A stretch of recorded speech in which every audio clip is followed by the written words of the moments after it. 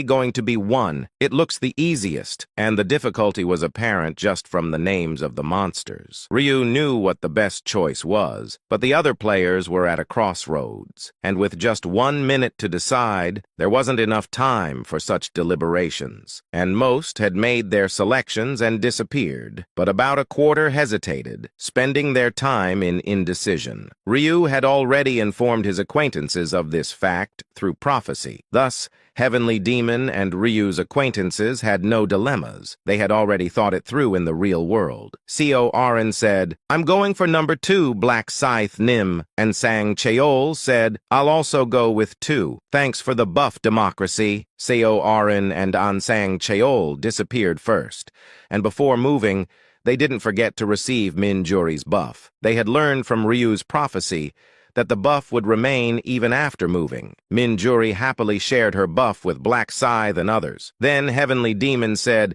"It was nice meeting you, Black Scythe Democracy. I'll be going ahead." After choosing, he disappeared next. He didn't say what he chose, but Ryu knew he had selected 3. Yamti said, "I'll go ahead too. Let's all meet alive." Once Yamti disappeared, only Ryu and Minjuri were left to make their choices. She said, "Where are you going, Mr. Black Scythe?" "Surely to number 5. And "I'm going for 1. "See you later, Black Scythe Nim." After Minjuri disappeared, Ryu was finally alone, and the reason he had delayed his choice was different.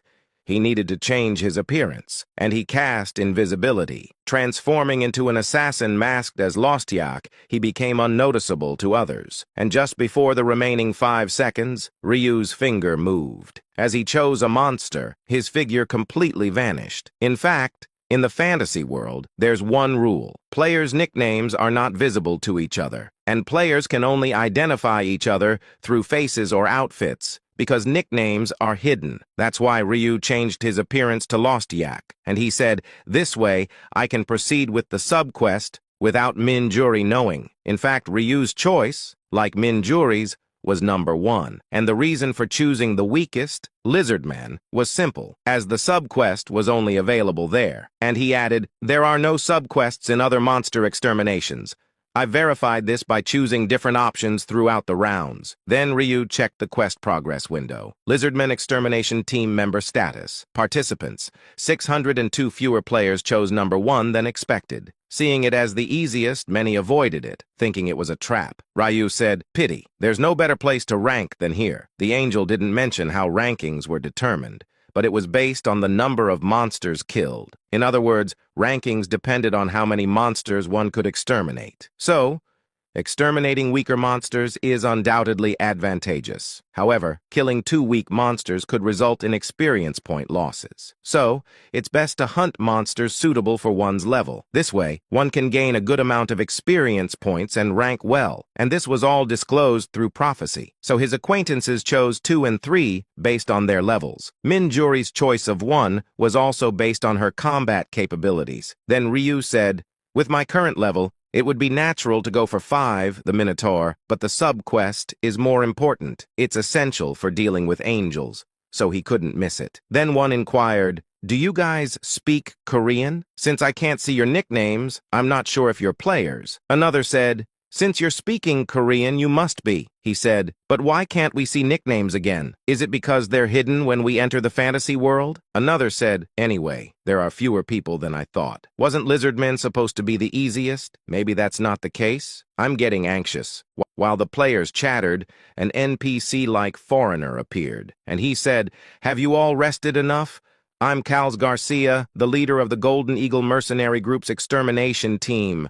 Although you're renowned warriors from another world, since your apprentices here, I'll speak informally. Understand?" After saying this, Kaltz shouted, "Follow me, men!" and turned around. The players followed Kaltz, thinking dangerous and curious thoughts like, what if we kill this guy? Would the extermination fail, and we all perish? Some were tempted to actually try it, but no one dared. No one is insane enough to risk not only their life, but the existence of an entire group of players, too. Otherwise, they wouldn't have struggled to survive until now. After walking for about 10 minutes, Kaltz stopped at the gloomy entrance to a forest, and he said, "Here we are, warriors from another world. This is the magical swamp, where lizardmen appear. You will join me in exterminating the lizardmen remnants here. Let's get going. Since it wasn't a party, Minjuri applied a buff to herself and gripped her sword tightly. She had never faced lizardmen before, but she was somewhat reassured by the unique armor she received from Ryu Min. However,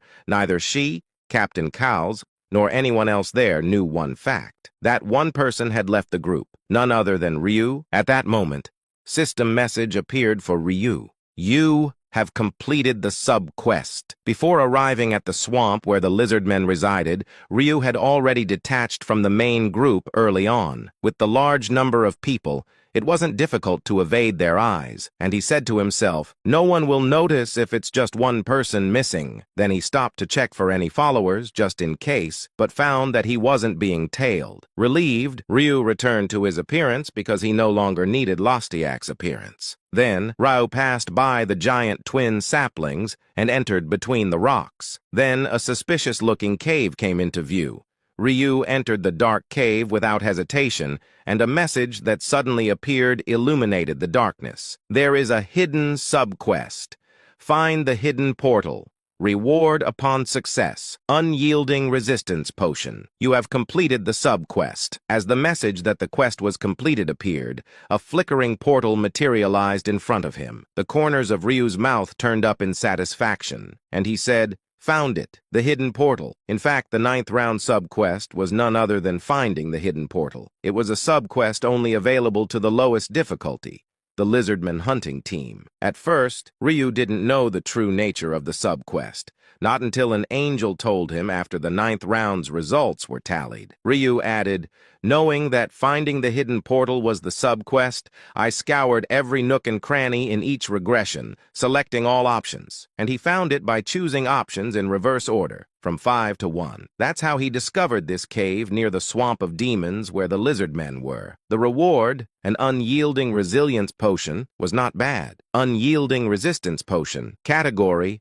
consumable. Grade, legendary. Effect, for 4 hours, fire, ice, and wind resistance are fixed at 95%. Usage restriction, regular rank or above. Description, an incredible item that greatly enhances resistance against the 3 major elements. When consumed, one can sweat not even in the peak of summer, nor feel cold in winter even without an overcoat. It was indeed a legendary potion. Though the potion had a significant effect, why was it given as a reward? There was a reason for that. Ryu said, "It's meant to be used in the Tower of Trials." Then Ryu looked at the flickering portal in front of him. He already knew what awaited him inside, and without hesitation, he stepped forward. And Ryu's body was sucked into another dimension. Then system messages appeared. Welcome to the Tower of Trials. The Tower of Trials is a tower that tests the limits of players from the 1st to the 99th floor. The tower does not share the flow of time or dimensions with the outside world,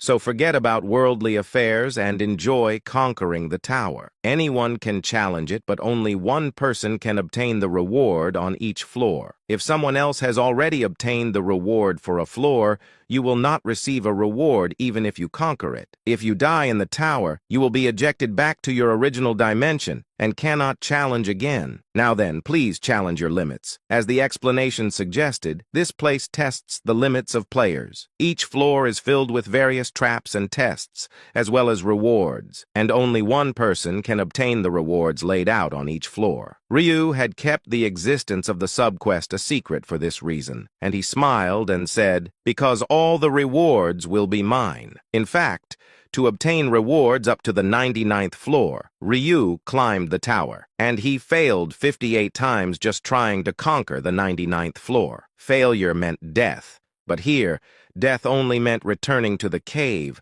where the original portal was located. It was regrettable that one could not retry. Then Ryu said, "But I had many chances to challenge, and finally on the 59th try, I succeeded in conquering the 99th floor." Since then, he had perfectly ascended to the 99th floor every time, securing the rewards. The reward was not the rune of stealth he had planned to obtain in the 9th round.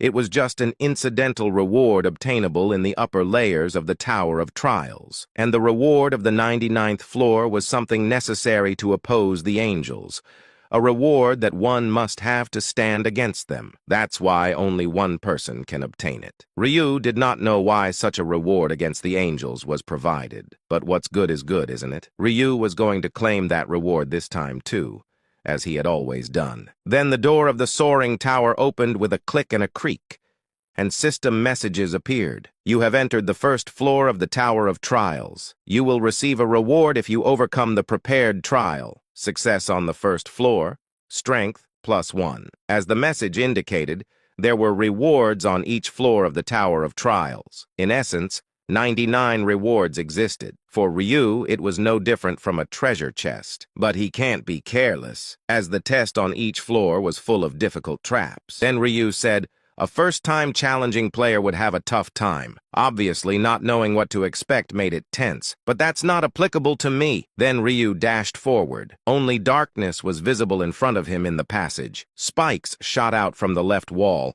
but he dodged them as if he had anticipated it. Immediately afterward, spikes thrust from the right wall, but he easily dodged those as well. Next were the spikes that sprung from the floor. He lightly jumped over them as if he had expected them. These life-threatening situations occurred in just a few seconds. It might seem like a trap designed to kill, but it was easier than expected. And if you proceed slowly, you might end up hearing the mechanisms operating and detect something amiss in advance. But for Ryu, who knew the location of every trap, there was no need to go slow. He simply rushed through. Then system messages appeared. You have cleared the first floor of the Tower of Trial. As a reward, your strength permanently increases by 1. You will move to the next floor in 10 seconds. Ryu smiled as he looked at the message.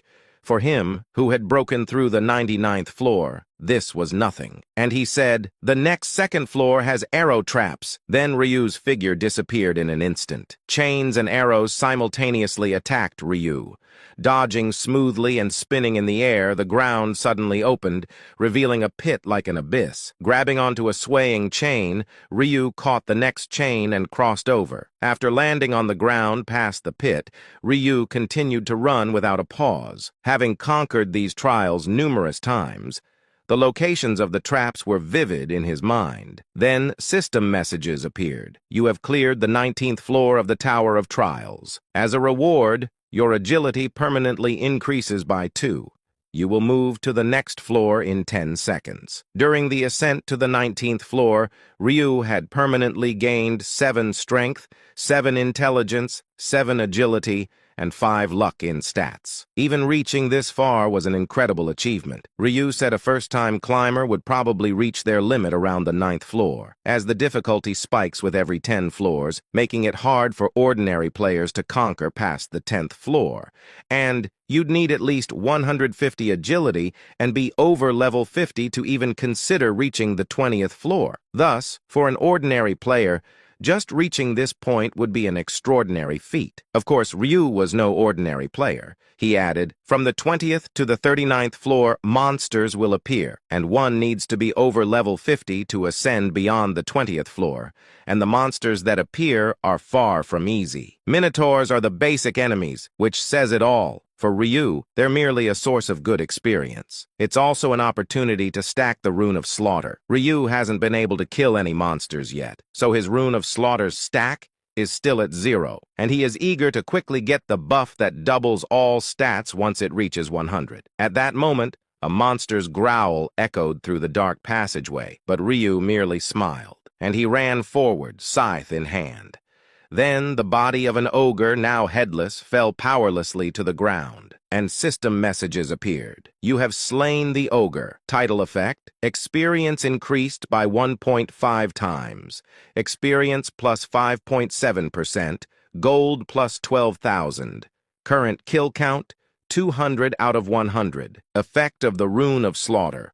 All stats increased by 100%. Effect of the Demon's Ring. Damage increased by 15%. His level had already risen to 85, and he had accumulated the Rune of Slaughter buff and gained 2 stats from the Beads of Eternity. And he had obtained the rewards from each floor's conquest. From expert-level rare equipment to unique equipment, the variety was vast. Then another system message appeared. You have cleared the 39th floor of the Tower of Trials. As a reward, Necklace of Ordeal is granted. You will move to the next floor in 10 seconds. Ryu checked the reward he received. Necklace of Ordeal. Category: Necklace. Grade: Unique. Effect: Strength, Intelligence plus 39. Durability: 5,000 out of 5,000. Usage restriction: Master rank or above. Description: a necklace that can only be obtained by conquering the Tower of Trials somewhere in the world. Obtaining this means you've cleared the 39th floor. Ryu grinned. It seemed like a good piece to use in situations where he couldn't use the beads of eternity. And he said, "Now it's the 40th floor." Ryu's eyes filled with tension. If what came before was just a warm-up, now the real challenge begins. Upon reaching the 40th floor, Ryu took out the unyielding resistance potion he received as a sub-quest reward. This potion was essential from here on out. Then system message appeared. You have used the unyielding resistance potion. Fire resistance is fixed at 95%. Ice resistance is fixed at 95%.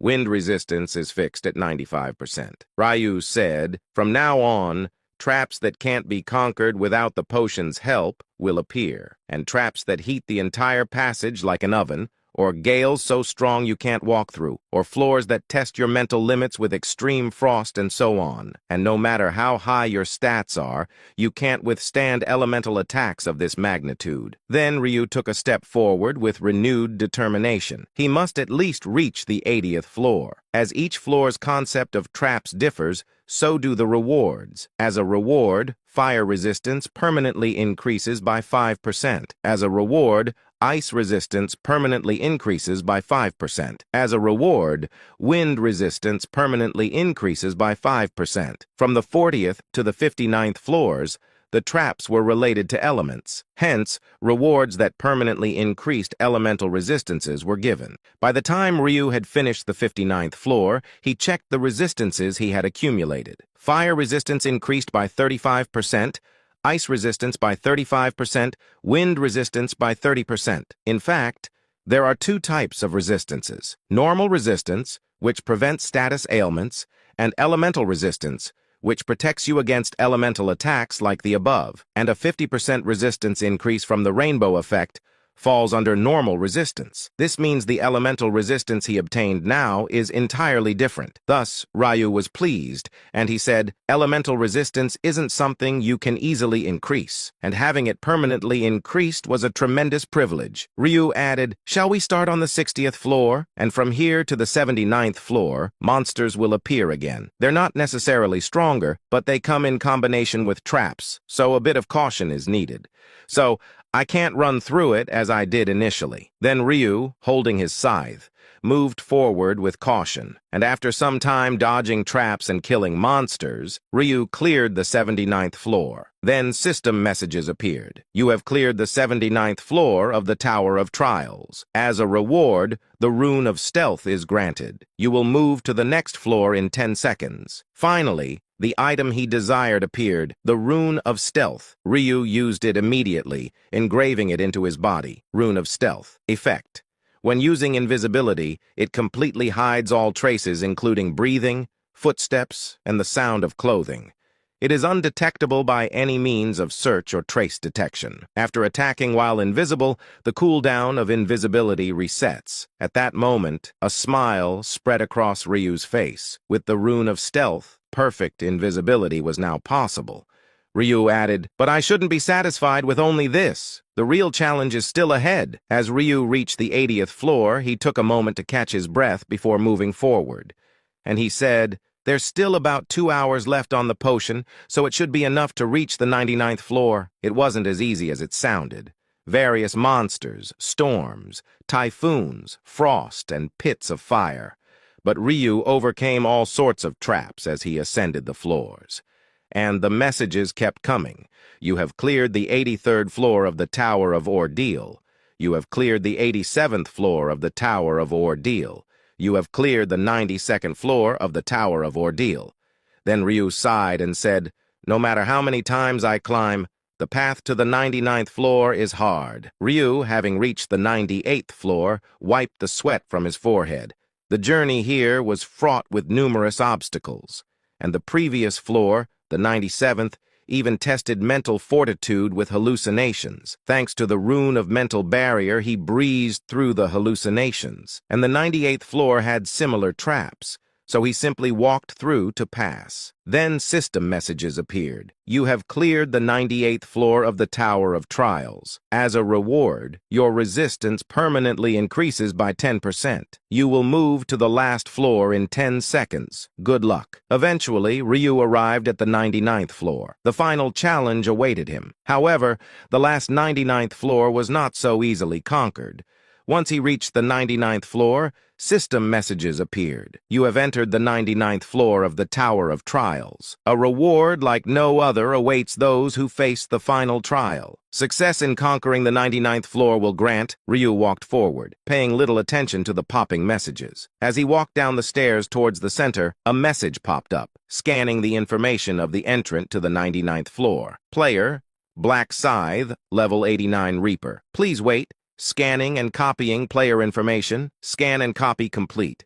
The final trial will begin in 10 seconds. Exactly 10 seconds later, in front of Ryu, a man appeared, wielding a scythe, and system message appeared. Face the enemy before you. The enemy before him. It was himself. Ryu said, a battle against myself. That's the last trial of the 99th floor. Ryu, already aware, did not panic and raised his scythe. Then his opponent, an exact replica holding a death scythe, approached, and the scythes collided in the air, making a clear metallic sound. After exchanging dozens of attacks in a short period, both stepped back, and Ryu said, it's not just an illusion. It's a clone perfectly replicated to be exactly like me. Strength, agility, speed. There wasn't a single aspect that wasn't identical to himself. A perfect copy of himself. So similar it would be fair to compare it to a mirror. Ryu's eyes filled with tension. Having the strongest player before him was naturally intimidating. Then the clone took a step back and positioned itself to swing the scythe, and he used the skill Moonlight Slash. Ryu immediately jumped. However, as if anticipated, a Moonlight Slash flew towards the direction he jumped. Yet, Ryu was already positioned in midair, and he also used Moonlight Slash. Two blades imbued with moonlight collided. A chain explosion occurred as the massive energies clashed.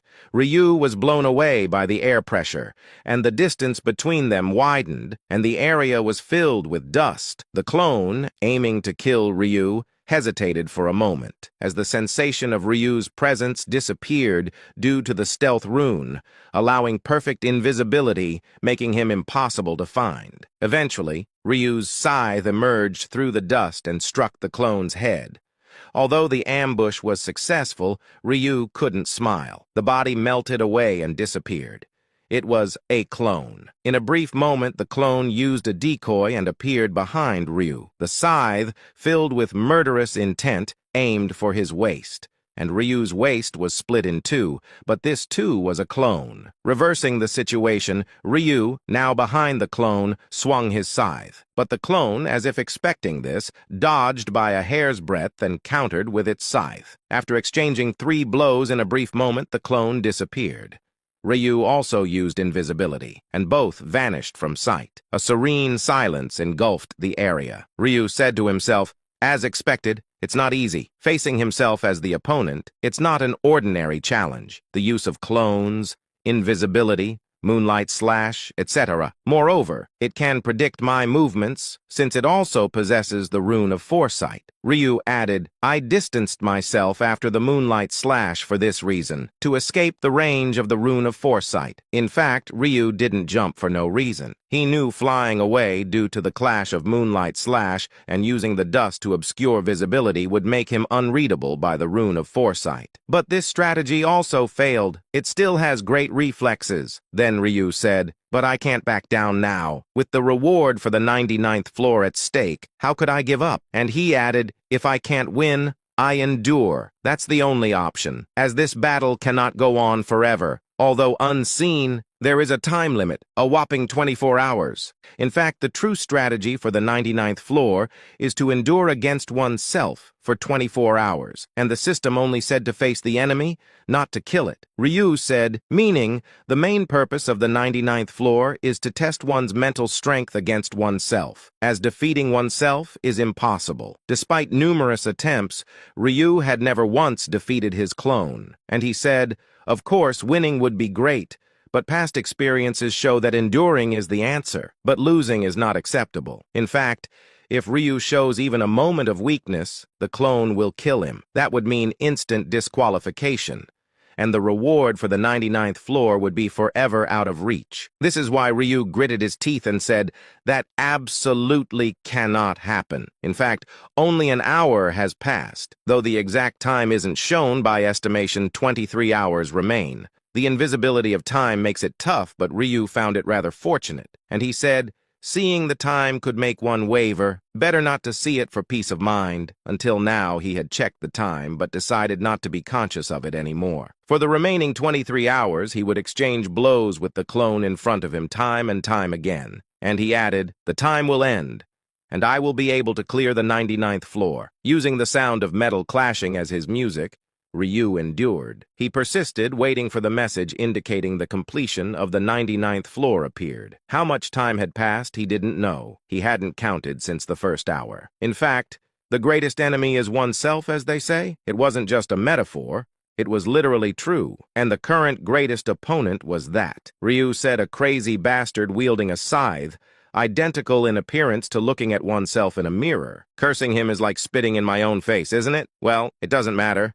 It's true he's a crazy bastard. The crazy bastard's mind was filled only with the thought of killing himself. He swung his scythe wildly, executing different attack patterns each time. After some time, Ryu said, I'm tired. Is there a reason to continue this fight? Now, I'm not sure. I just want to let everything go. It's simple. Just allow his attack to hit me once, and it's over. Ah, maybe the black armor effect could defend it. Should I let it hit me just once? I might not die, right? But what if I die? Every time these complacent thoughts crossed his mind, Ryu remembered the experiences he had endured, those he couldn't protect, even his only sibling, left behind in reality. At that moment, the opponent's moonlight slash loomed before him. Instinctively prepared, Ryu countered with the same skill. The explosion brought him back to his senses, and he said, I must protect them. If I don't want to see the world fall apart again, I must endure. Then they engaged in a power struggle. But the clone, which had been locked in a power struggle just moments ago, suddenly vanished like a mirage, and system messages appeared. You have endured the 24-hour limit. You have cleared the 99th floor of the Tower of Trials. You are the first player to clear the 99th floor of the Tower of Trials. You have set an unprecedented record in the history of the Tower of Trials. Your achievement will be recorded in the Akashic Records. Ryu had finally conquered the 99th floor he so desired. As he was catching his breath, system messages appeared. The Tower of Trials admires the player's extraordinary mental strength. Your physical and mental strength have been fully restored. You have obtained the title Supreme Being. At that moment, Ryu smiled and said, I finally got it, the title to oppose the angels. Then Ryu opened the title's information window. Title, Supreme Being. Acquisition condition, earned upon the first completion of the 99th floor of the Tower of Trials. Effect, nullifies mental type damage. In fact, the title of the Supreme Being is essential for anyone who wishes to stand against angels. This is because it can block the angel's fatal blow ability, Decimation. Then Ryu said, with this, the angel's Decimation won't work at all. Decimation is a mental type attack after all, and now there's no reason to fear angels anymore, as angels, unable to use Decimation, are no different from ordinary humans to a player. Ryu added, of course, the 7 archangels are on a different level. He still lacks the power to confront the 7 archangels. Then Ryu said, no, to be precise, I don't know. I've never fought them. It's just a guess based on the atmosphere and intuition about their level. He might at least need to reach level 99, and equip a set of grade 5 gear to stand a chance against the weakest among them. It might be an overestimation, but to Ryu, the archangels seemed that powerful. Ryu added, "At least I'm not afraid of decimation now, so I can confront ordinary angels. And not just them, but combatant angels as well. In fact, there are two types of angels, ordinary angels and combatant angels. If ordinary angels with their one-shot kill skill, decimation, seem insignificant, combatant angels are quite strong, to the extent that they would be level 99 if they were players. In fact, Ryu was more interested in these combatant angels than the guiding ordinary angels, as catching them yields quite useful rewards, not that they themselves know that fact. The title, the Supreme Being, comes in handy here, and some of the combatant angels' attacks belong to the mental type damage category.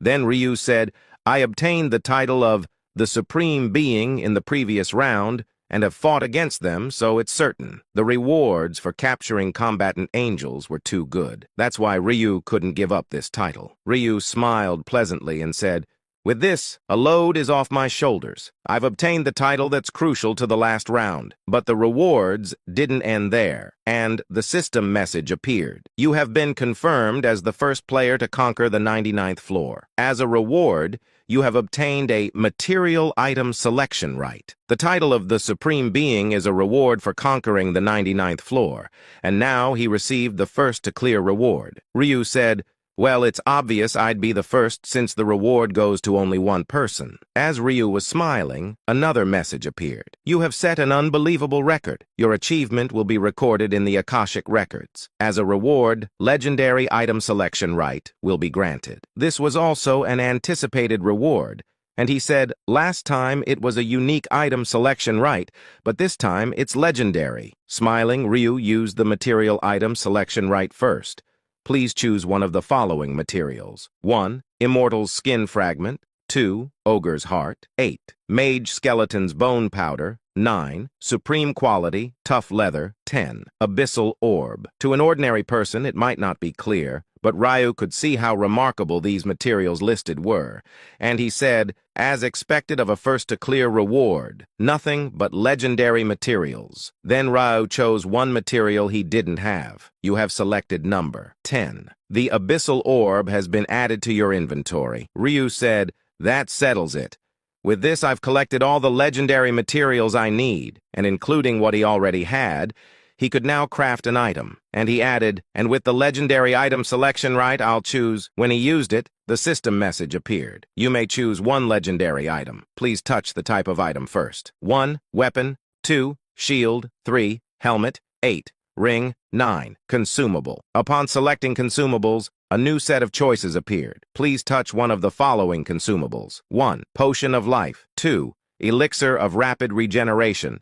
3. Potion of Indomitable Resistance. 9. Infinite Materials Pouch. 10. Golden Luck Pouch. Ryu's hand moved unhesitatingly to number 9. All the items were attractive, but if he had to choose one, this was unmatched. And he said, "It's a means to obtain God-grade materials after all." Ryu immediately checked the item information. Infinite Materials Pouch. Category, consumable. Grade, legendary. Effect, randomly obtains 1 to 5 higher grade materials. Usage limit, until the next round, for expert grade and above. Description, a pouch that randomly draws materials from infinite space. This item will self-destruct if kept to the next round, influenced by luck stat. Although it vaguely states higher grade, Ryu knew that, using this, there's a chance to obtain anything from unique to God-grade materials, and given his current luck stat, at least legendary materials should appear, and maybe 1 or 2 God-grade materials in between. Ryu smiled and said, but with Minjuri's buff, things could change. That's why Ryu decided to hold off on using it, as Minjuri's buff ended with the tower climb, so using it now would be a loss. Ryu added, once I return, I'll ask Minjuri to help me use it. But before that, Ryu opened the combination window and said, now that I've gathered all the legendary materials, shall I try making an item? Then Ryu opened the store window and bought a master-grade scythe called the Death Scythe. He planned to create a legendary weapon with this, and he said, using the existing death side as a material would only produce an expert-grade legendary. What Ryu wanted was a master-grade legendary weapon. Main ingredient, Death Scythe. Supplementary ingredients, Immortal's Skin Fragment, Ogre's Heart, Mage Skeleton's Bone Powder, Supreme Quality Tough Leather, Abyssal Orb. Ryu smiled and said, "Shall we try combining them?" Upon pressing the combination button, a bright light burst forth, and the system message appeared. Combination successful. You have created Corrupted God's Claw Scythe. Corrupted God's Claw Scythe. Category, Weapon, Grade, Legendary, Attack. Power, 666. Effects, Attack speed, 100%. The width and length of the scythe can be extended up to 5 times. However, damage is distributed among the number of monsters within range. Durability, 10,000 out of 10,000. Usage restriction, master grade and above. Description, a scythe once favored by a fallen god. It earned its name for its ability to sweep up monsters like a claw. Ryu said, as described, the claw scythe's length and range can be adjusted, meaning this scythe can be used as a ranged weapon. Ryu added, the downside is that damage is distributed according to the number of monsters, but if it's a group of low-level monsters, it can kill them in one hit. But it's not weak against a single target either, and if there's only one monster within the attack range, the damage isn't distributed and focuses solely on that one monster. But suddenly the tower shook, and a message appeared. All floors of the tower have been conquered, and no rewards remain. The Tower of Trials collapse sequence will commence. Players will be returned to their original dimensions shortly. Congratulations on conquering the Tower of Trials once again. When Ryu opened his eyes, all he saw was pitch-black darkness. He was back in the original cave, the site of the sub-quest discovery, but now there was no portal or anything visible. Since he had conquered it, no one else would find it now. Ryu said, I should proceed with the main quest, but Ryu didn't change his appearance. As having feasted to his heart's content, there was no longer any need to maintain the guise of a lost yak. As he ran swiftly, he saw the extermination team still stationed at the entrance to the forest, and he said, fortunately, I'm not too late. In fact, Ryu had been in the tower for nearly 28 hours,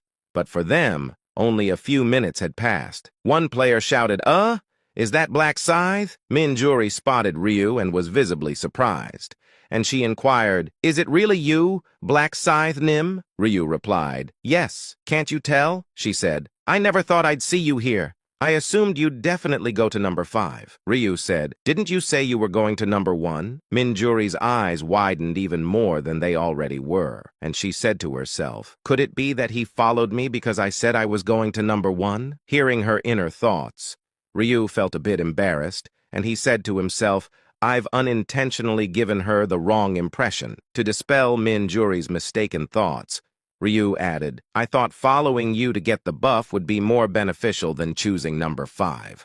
I've become so reliant on the buff. She inquired, Didn't I give you the buff before making the choice? Ryu replied, Yes, but you never know, right? The quest might take longer than expected to need continuous buffs, and I somehow felt that number 1 might be a better choice than number 5. Convinced by his explanation, Minjuri nodded her head and said, Anyway, it's good that you came.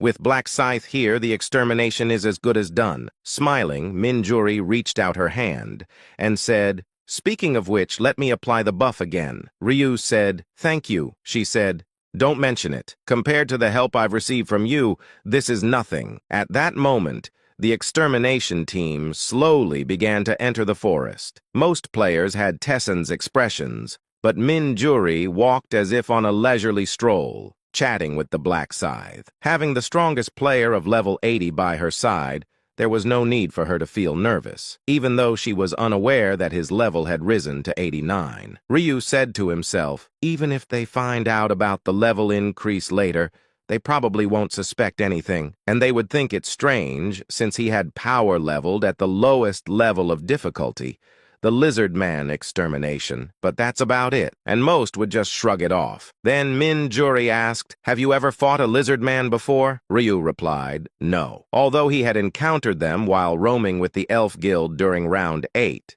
He pretended otherwise. Minjuri believed they had tackled the dwarf guild together and passed, and she said, "Well, it's my first time too." Then she inquired, "How strong are lizard men? Since number 1 is supposed to be the easiest, they shouldn't be too strong, right?" Ryu replied, "Don't worry, you're strong enough," she said. "Still, it's a bit nerve-wracking since it's my first time facing them," Ryu said. "Then watch others fight them first. If it's your first encounter, it's not a bad idea to observe before engaging." She smiled and said, "That might be a good idea. Thanks for the advice. I'll learn by watching you fight." Ryu said, "Well, watching me might not be that helpful." He spoke the truth, but it seemed Minjuri didn't hear him. In her mind, she was convinced that seeing the black scythe in action would be reassuring. As they continued their casual conversation, suddenly, lizard men burst forth from the forest as if they had been lying in wait. The extermination team leader, Kaltz, shouted with a tense expression, "Everyone, prepare for battle!" The number of lizard men that sprung forth wasn't just 1 or 2, easily numbering in the hundreds. Kaltz said, "There are too many lizard men, warriors from the other world. Don't separate from each other. Watch each other's sides and exterminate the lizard men." But suddenly, Kaltz stopped speaking. The players were staring blankly in one direction. Dumbfounded, Kaltz shouted, "What are you all doing during battle?" It was perilously irresponsible to zone out during combat. Before scolding them, Kaltz moved to see what they were staring at. Then he, too, stopped in his tracks. He, like the players, could only stand there, staring. They witnessed the grim reaper sweeping lizard men aside with his scythe.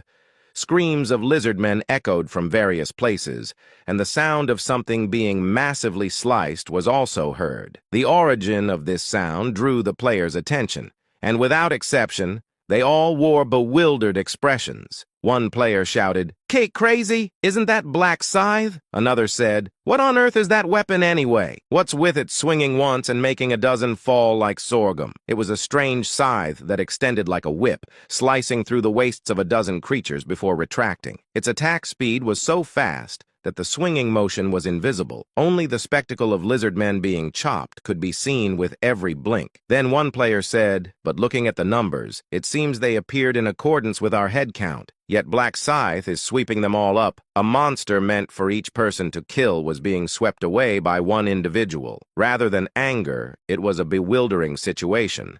NPCs, feeling the same, only watched in silence. Minjuri also blankly watched Black Scythe's battle and suddenly realized. She said to herself, "Ah, now I see why Black Scythe said watching him wouldn't be helpful. It was practically a massacre of the common folk. Where would there be a moment to analyze the attack patterns and traits of lizardmen? So, it would be better to learn by watching other players' battles instead." Having made that decision, Minjuri moved a bit away. As expected, the players were desperately hunting lizard men, fearing their share would be taken by Black Scythe. Regardless, Ryu focused solely on slaughtering lizard men. He thought, "I don't even need to use Moonlight Slash, do I?" Originally, he intended to go all out with Moonlight Slash, but seeing the damage, it seemed unnecessary. He added, "I knew the scythe was suitable for mass slaughter, but not to this extent. Thanks to Minjuri's buff, it felt significantly faster and stronger." After killing the last lizard man, Ryu finally looked behind. Players were watching him with resentful eyes. It wasn't strange to be resented, having swept away monsters as if he were in his own world. Ryu asked himself, "Did I catch too many?" Then Ryu's gaze suddenly shifted to the corner of his vision. It was the system message. Current kill count, 823 out of 100. Ryu said to himself, "It was 402 when I came down from the tower, so did I kill 421? In fact, with 602 people, 602 monsters would have appeared. Out of them, Ryu monopolized about 70%, meaning the resentful glares were understandable. Ryu didn't avoid their gazes. The players, feeling inferior, averted their eyes first. It was regrettable, but for them, the weak, there was no other choice. Ryu smiled and said, "If you're jealous, become strong like me." In fact, being strong and catching many was also a skill, so there was no reason to be seen unfairly just because one is skilled. This was why no one dared to speak against Black Scythe. Of course, there was also the fear of what could happen if they did. Ryu said to himself, "It's good that it's not a party. If it were a party, knowing they couldn't attack each other, they might have brazenly complained to me. No, not might. they definitely would have complained, asking me to hunt moderately. Of course, Ryu had no intention of continuing to monopolize lizard men. He asked himself, leaving some for other players wouldn't increase the number of survivors, would it? While thinking this, Minjuri approached and gave a thumbs up, saying, "Wow, Black Scythe Nim, that's really amazing.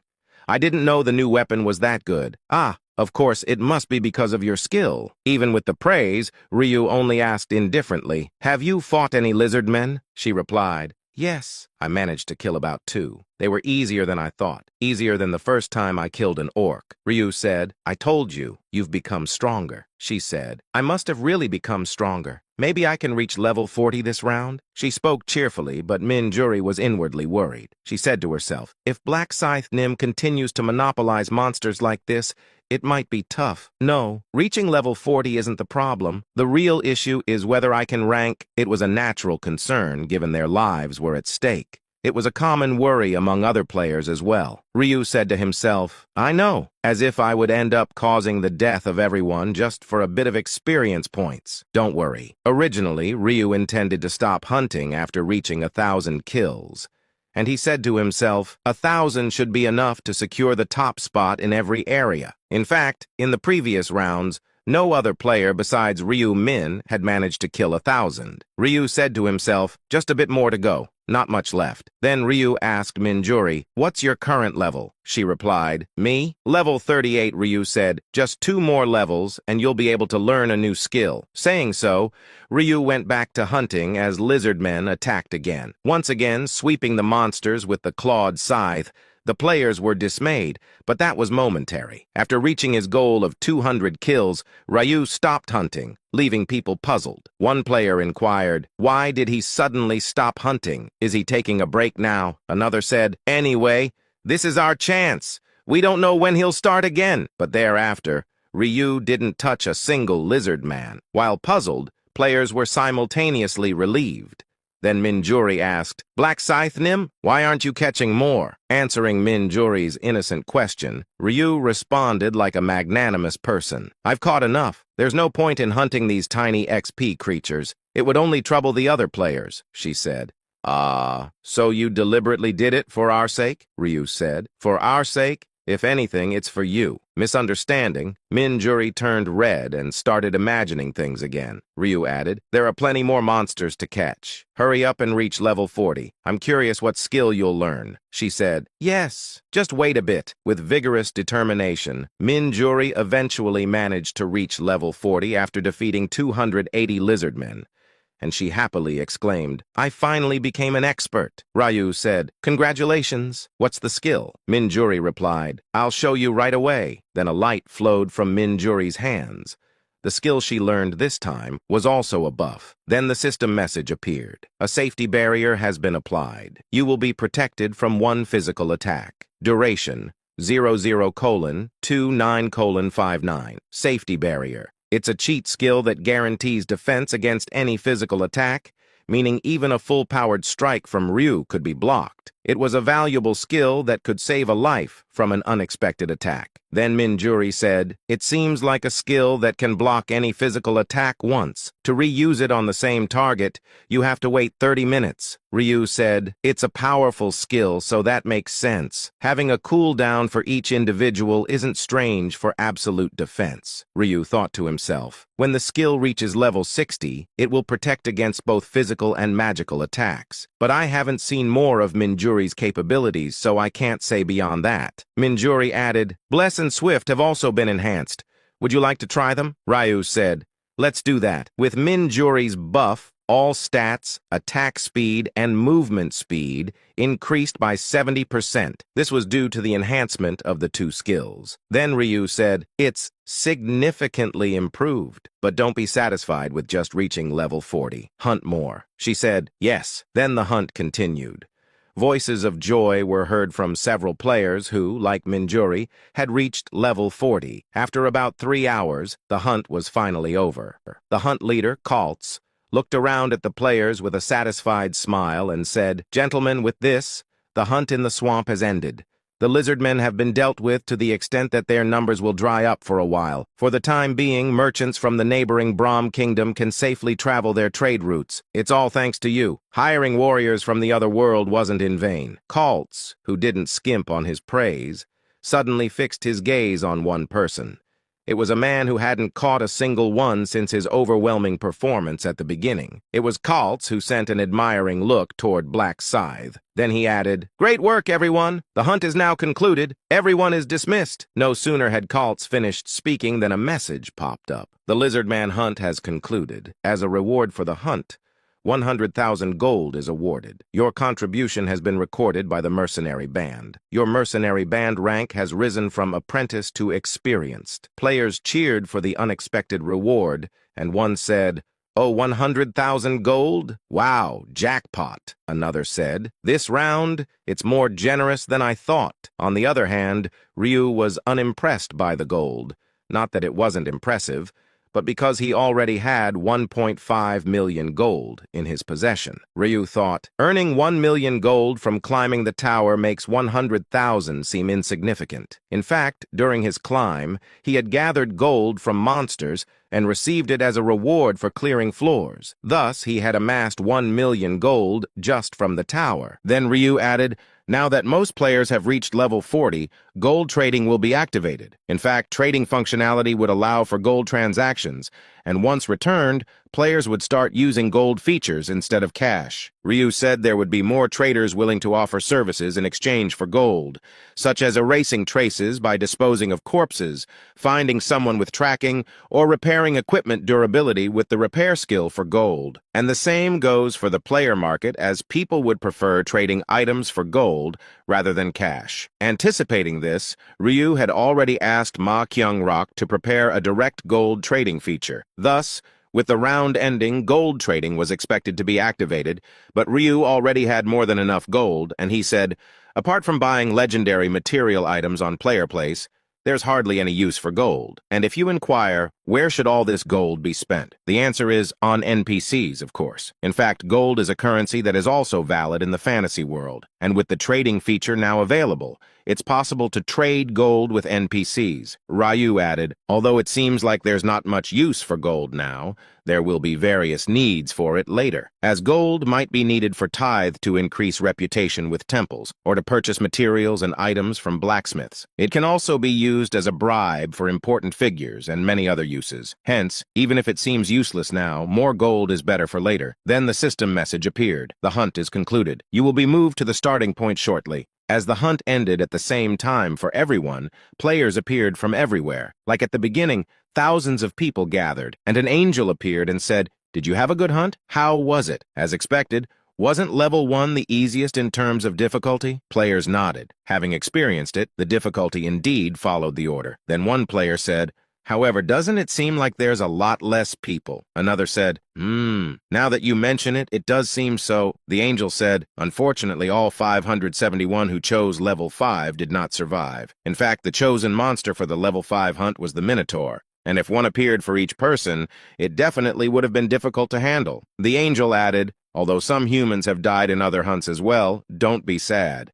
It's actually a good thing, isn't it? It means there are fewer competitors." Truthfully, no player was saddened. In an era where even blood relatives could turn against each other, who would mourn the death of strangers? The angel said, "Okay then, let's see the results of the tally immediately." Then the system message appeared. Round 9 results. All areas. First place, Black Scythe, level 89 Reaper, 1,024 kills. Second place, Heavenly Demon, level 43 Dark Knight, 631 kills. Third place, Dumb Fools, LV 42 Shaman, 574 kills. Specific area C3 ESK A001. First place, Black Scythe, ELV 89 Reaper, 1,024 kills. Second place, Heavenly Demon, ELV 43, Dark Knight, 631 kills. Third place, Dumb Dummies, level 42 Shaman, 574 kills. Once again, Black Scythe took the first place, but the players were not interested in the obvious. Their interest was solely in the method of ranking, and one inquired, "Seeing the number of kills, could it be?" The angel said, yes, you're right. This round's ranking was based on how many monsters were killed. One player said, so the first option was the best one? Another sighed and said, I shouldn't have chosen the third one. I'm doomed. I didn't kill many. As the players grieved,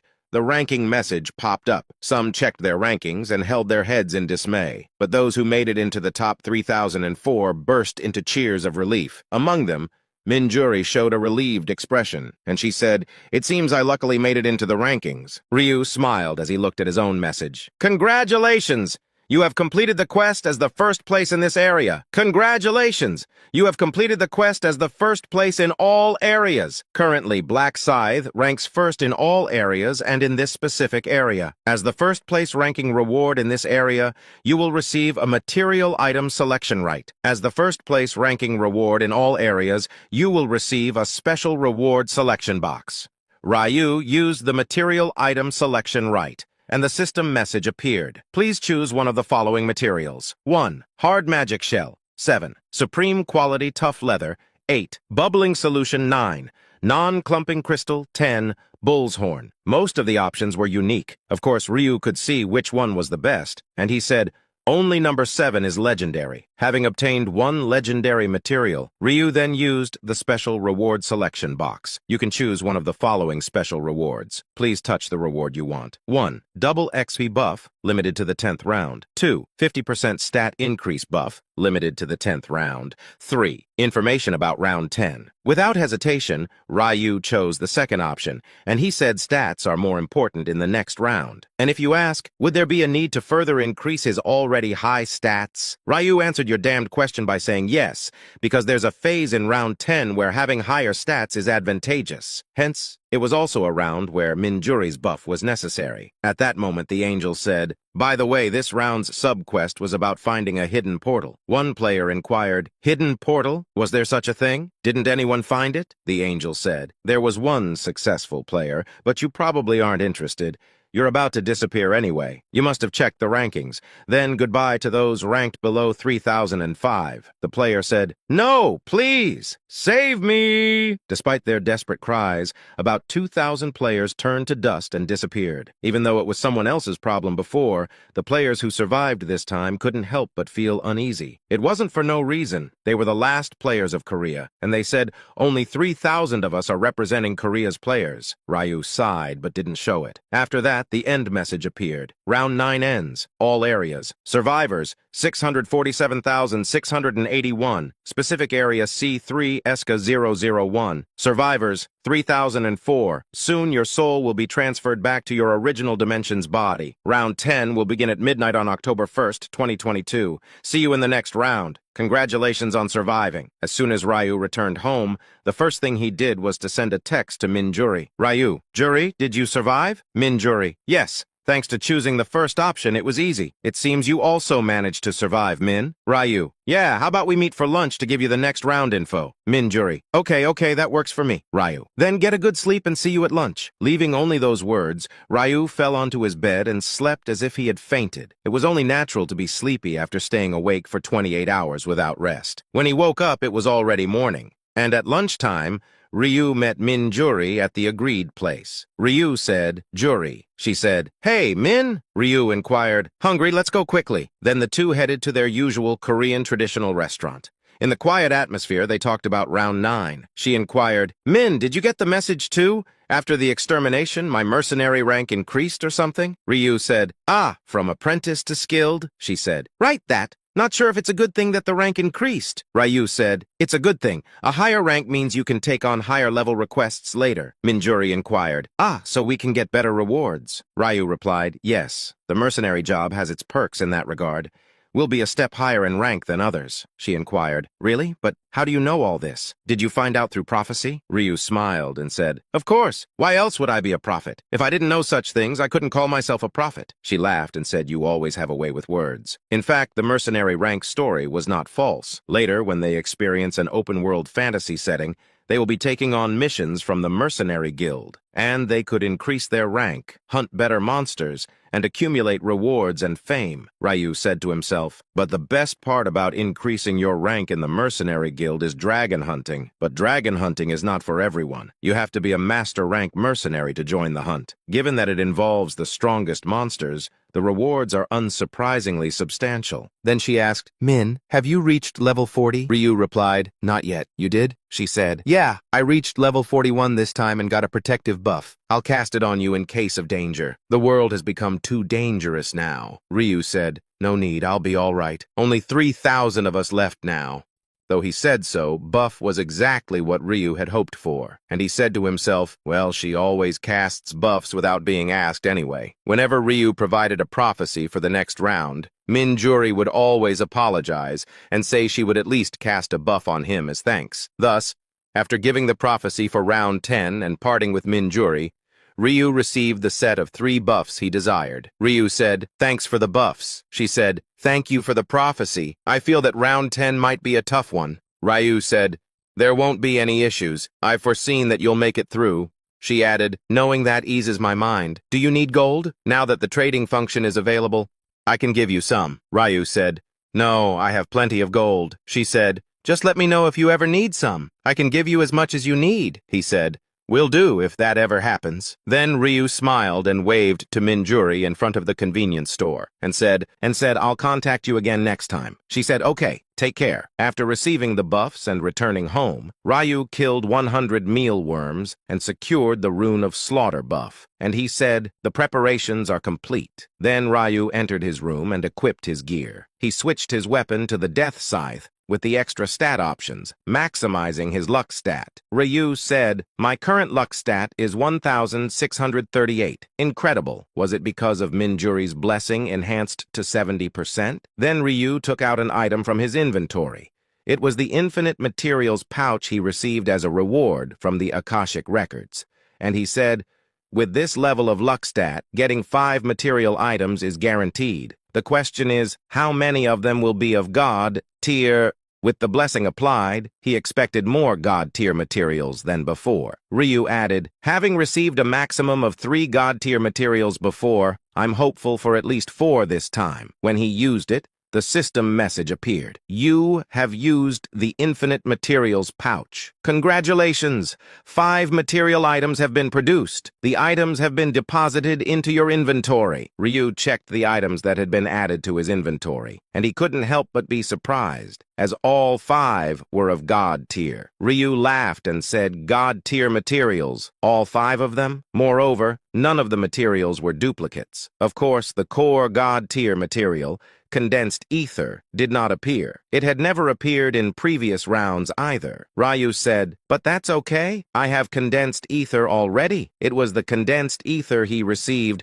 as the first creation reward of God tier in a previous round. He hadn't expected to use it so soon. And he added, With all the materials gathered, it's time to make something of God tier. And looking at the materials I have, the God tier item I can make is... Then Ryu purchased a normal item from the shop, and he placed all the materials into the crafting window. Main material, elegant iron helmet, supplementary materials, condensed ether, black iron powder, angel's gold dust, bubbling magical solution, adamantium plate. The equipment Ryu could make with the materials he had was a helmet. Then Ryu pressed the combine button without hesitation, and a golden light shone brightly before his eyes. Then system messages appeared. Crafting a God tier item. The item will be transformed to suit your current profession. Crafting successful. Helmet of Thanatos has been created. Helmet of Thanatos. Category, helmet. Grade, God. Defense, 1,600. Effects, all stats plus 50. Can use the skill, Reaper Transformation. Durability, 20,000/20,000. Usage restriction, master rank or higher.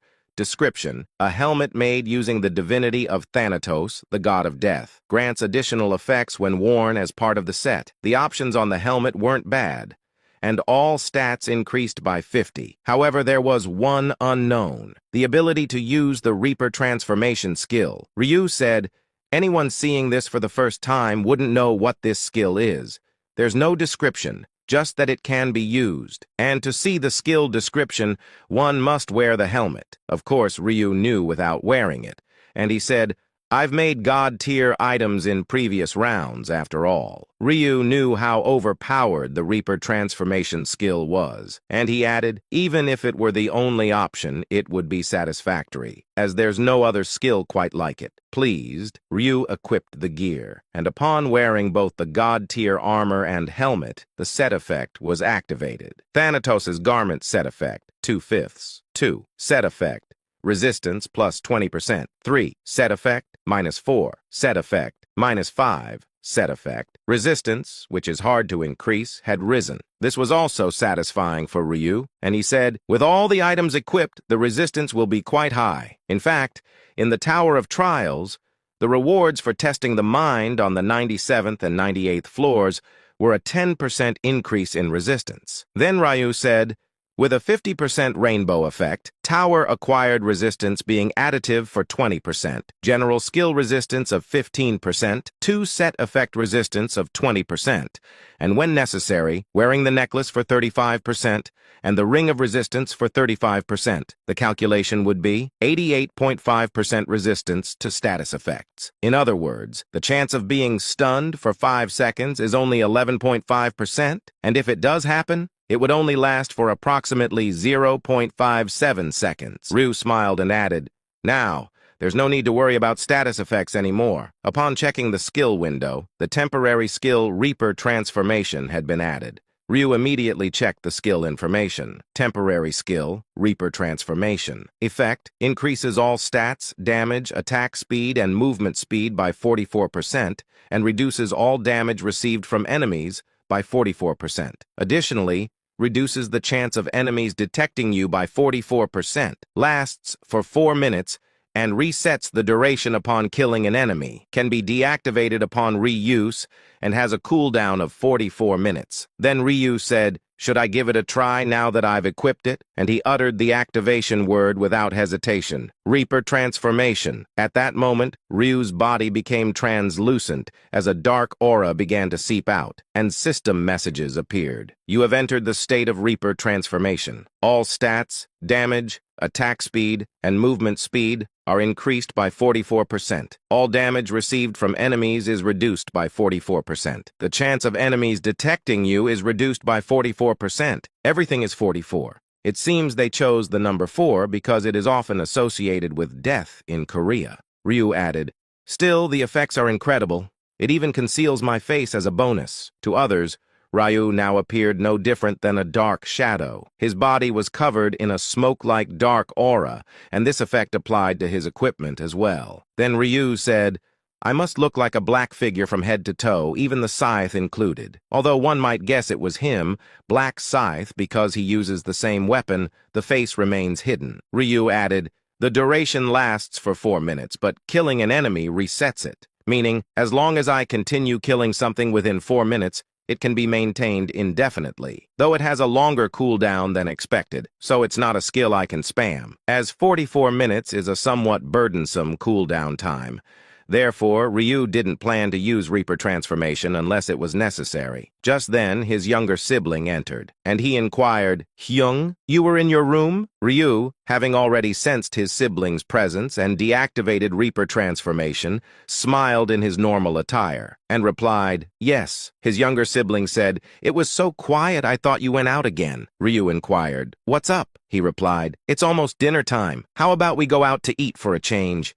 It's been a while since we did something together, Ryu said. We can't go out to eat. You know how dangerous it is outside these days. He said, I know, but it feels suffocating to stay in all the time. In fact, that was understandable, as for 8 months, Ryu had been insisting his sibling stay indoors, and he complied by ordering delivery food and following his brother's advice dutifully. His younger sibling said, we did eat out occasionally, but those times were few and far between. Ryu said to himself, given the circumstances, my sibling must be feeling stifled, as having confined his sibling indoors while he himself went out frequently for work, it was likely his sibling felt neglected. Sure enough, reading his sibling's thoughts revealed a considerable amount of resentment towards him. Trapped like a bird in a cage, while the owner freely roamed outside, how frustrating that must be. Ryu continued saying to himself, I enforced the indoor rule because of the previous kidnapping incident. Perhaps I was too focused on my own perspective. It was time to lighten my siblings' mood. Although it was still risky to wander freely, the situation with players had improved, so it should be fine. Besides, he wouldn't be going alone, right? After thinking, Ryu said to his sibling, "All right, we've been cooped up for too long. Let's go out to eat tonight." Happier about getting some fresh air than the prospect of delicious food, Ryu Wan was ecstatic like a child and said, "Really? Yay." Ryu asked himself, "Is it that exciting?" And seeing such happiness, Ryu Min thought maybe they should dine out at least once a week. Then an idea struck Ryu on how to cheer up his sibling even more, and he said to himself, "Wouldn't he be delighted if I invited that person?" Considering making a call to share a meal, Ryu made plans with his sibling for an evening out during dinner time. The sibling settled down at a well-known charcoal grill restaurant. Then Ryu said, "It's been a long time since we've done something like this together." His sibling said, "Yeah." As Ryu Wan hesitated, he mustered up the courage to speak and said, "To be honest, I was feeling a bit overlooked. You were always out and about while telling me to stay home." Ryu said, "I'm a player, you're a civilian. Plus, you know how dangerous it is out there just by watching the news." He said, "I know, but..." It still felt unfair. His sibling, typically so obedient, expressing such feelings must mean the past months had been challenging. Ryu genuinely felt sorry and said to himself, "I've been fighting tooth and nail for our survival to return to our normal lives, but if I neglect the present in pursuit of my goals, what's the point?" So Ryu resolved to pay more attention to his sibling, and he said to his sibling, "I'm sorry, I haven't been very wary, have I? Just bear with me a little longer. Once this month is over, there won't be many players left in Korea, so public safety will improve somewhat. We won't have to worry about criminals roaming free anymore." His sibling inquired, "Really? Does that mean we can go out more next month?" Ryu replied, "Yes, you can trust your prophetic brother." Ryu's words were true. Currently, there are only about 3,000 players left in Korea, and after the 10th round, only about 700 would remain. And even if there were criminal players among those 700, how many could there be? They'd be few, unlikely to commit conspicuous crimes. In the end, criminals won't be able to act openly. Moreover, as the Black Scythe's fame grows, the era of rampant looting will end. Of course, this assumes Ryu is selected as the captain of the elite player squad, Ryu said. The real problem is that lunatics aren't just in Korea, and if such trash were to enter Korea, that would be a different issue. And he added, "Thus, it's crucial to enhance Korea's prestige and solidify the Black Scythe's position." Then Ryu said to his sibling, "All right, it's ready. Eat up." He said, "Yeah, you too, Hyung." Just as they were about to take a big bite, a loud noise came from a table across, and the man shouted, "Fuck! Where's the manager? Get out here!" Due to the loud voice, people around who were grilling meat turned their heads to look. Ryu and Ryu Wan hesitated before turning their gaze. The manager inquired, "What seems to be the problem?" He said, "Look at this! There's hair in the meat! Are you selling this crap to eat?" The man's yelling made the manager bow deeply in apology. It couldn't be helped. By looks alone, the man was in his 20s. Clearly not an ordinary person, but a player. The manager said, "I'm sorry, sir.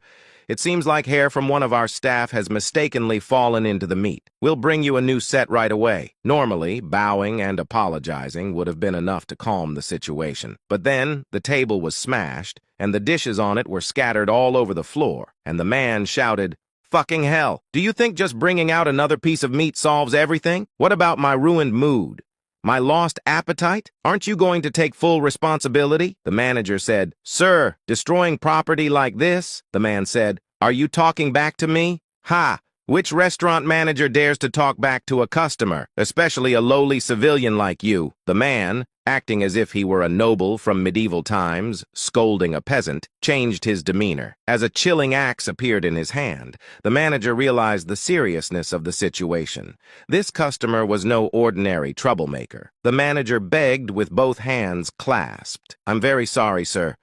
We truly didn't mean to upset you." The man inquired, "Sorry? Is that all? Shouldn't there be compensation?" The manager asked. "What kind of compensation would you like?" The man said, "Give me all your money." The manager inquired, "How much exactly?" At that moment, another table was shattered with a kick, and the man shouted, "Fuck, didn't I tell you? Bring out all you have." He said, All right, I understand. While the manager went to fetch money, the man glared around with his axe, intimidating those nearby. And he shouted, "What are you looking at, fuckers? Done watching?" Only after he snarled did the onlookers reluctantly turn away. Most of the people in the restaurant were civilians over 30. None had the courage or strength to confront a player, and one said to himself, "Crazy. What's with that guy? A player? So it's true that all players are potential criminals." Another said, "Damn, we better eat quickly and leave before we get involved." As Ryu read the thoughts of the guests, his sibling voiced concern. As he said, "Brother, why is that man behaving like that?" Ryu said, "He's intentionally causing trouble to legally extort money." His sibling inquired, "Why do players act like that? Can't they just earn money by working?" Ryu replied, "They don't have time for that. This month might be their last. Who would bother working part-time when looting is so much easier?" Then Ryu said to himself, "I thought things like that would decrease after the implementation of the player law. Seems I was wrong. To brazenly cause such a scene, we really need the player forces to be active soon." While saying this, Ryu was busy with his system. His sibling asked, "What are you doing, Hyung?" Ryu replied, "Just adjusting some settings." He inquired, "Why are you equipping yourself all of a sudden?" Ryu said, "It seems I'm the only player among the customers. I can't just stand by." As Ryu stood up, his young brother urgently stopped him and said, "Hyung, it's dangerous. Just stay put." Ryu said, "Leaving him be is more dangerous, and I'll be right back." In the meantime, the manager returned with a bundle of cash. The man asked, "Manager, what took you so long? Don't tell me you called the police." The manager replied, "Of course not. How could I? Anyway, here." The man frowned as he took the cash and asked, "This is all you have? Fuck, you think you're playing with me? Who are you giving this 200,000 won to?" The manager said, "Nowadays we mostly deal with card payments, so there isn't much cash." "It's true," he said. "Then call out your account and transfer 10 million won to me." The manager inquired, 10 million won? The man said, "Why are you surprised? For emotional distress, 10 million won is quite cheap, right? What? Is it too little? Should I raise it?" He said. "No, that's not it." The man added, "Then do as I say while I'm being nice. You have your phone, right? Transfer it right in front of me now," he said. "I don't have that kind of money in my account," the man shouted. "You're lying now? Do you think I'm easy to fool? You think I'm a joke? Huh?" As the man menacingly raised his axe, Ryu grabbed the man's wrist and said, "Let's stop this now." The man shouted, "Who the fuck are you?" Ryu tightened his grip and said, "Just a customer who was quietly grilling meat in the corner." The man felt the immense strength from his gripped wrist, perhaps enough to not break it, but it was a calculated measure. Ryu added, "You shouldn't cause such a disturbance. It's so noisy, you might hurt someone." The man said, "Let go of my hand, you bastard." Ryu inquired, "Will you stop making a scene if I let go?" The man replied, "Fine, fine.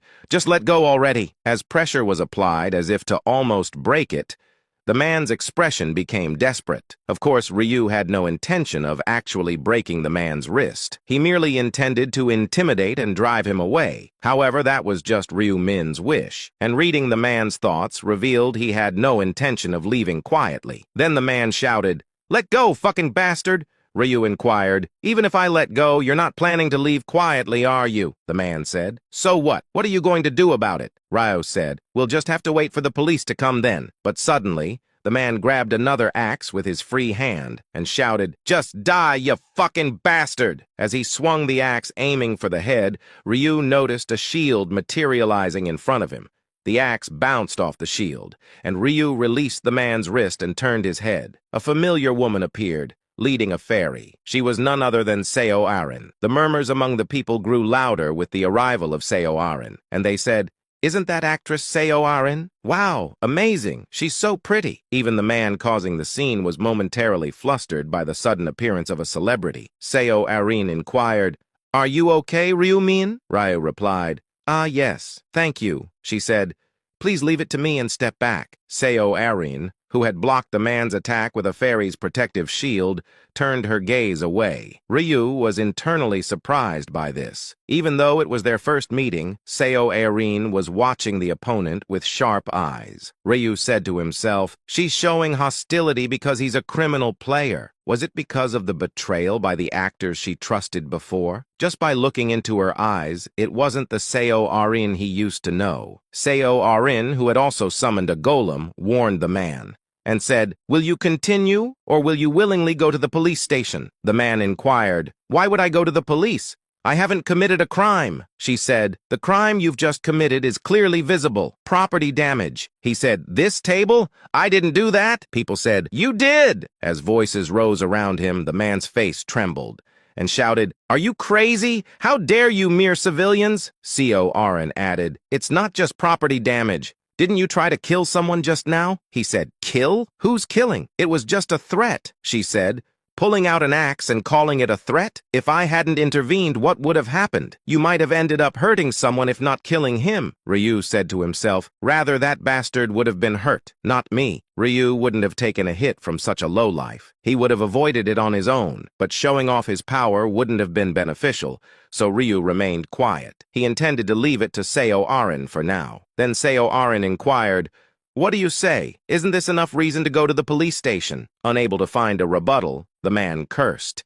and said to himself, "Fuck, how did it come to this? I was just trying to get some money instead of robbery." Compared to other players who blatantly loot, he considered himself relatively honorable. Then the man's hostile gaze turned towards Seo Erin. It didn't seem like she would back down with just words, and he said to himself, "Given the situation, I'll have to get rid of this woman and escape." Preparing for battle, he held an axe in each hand.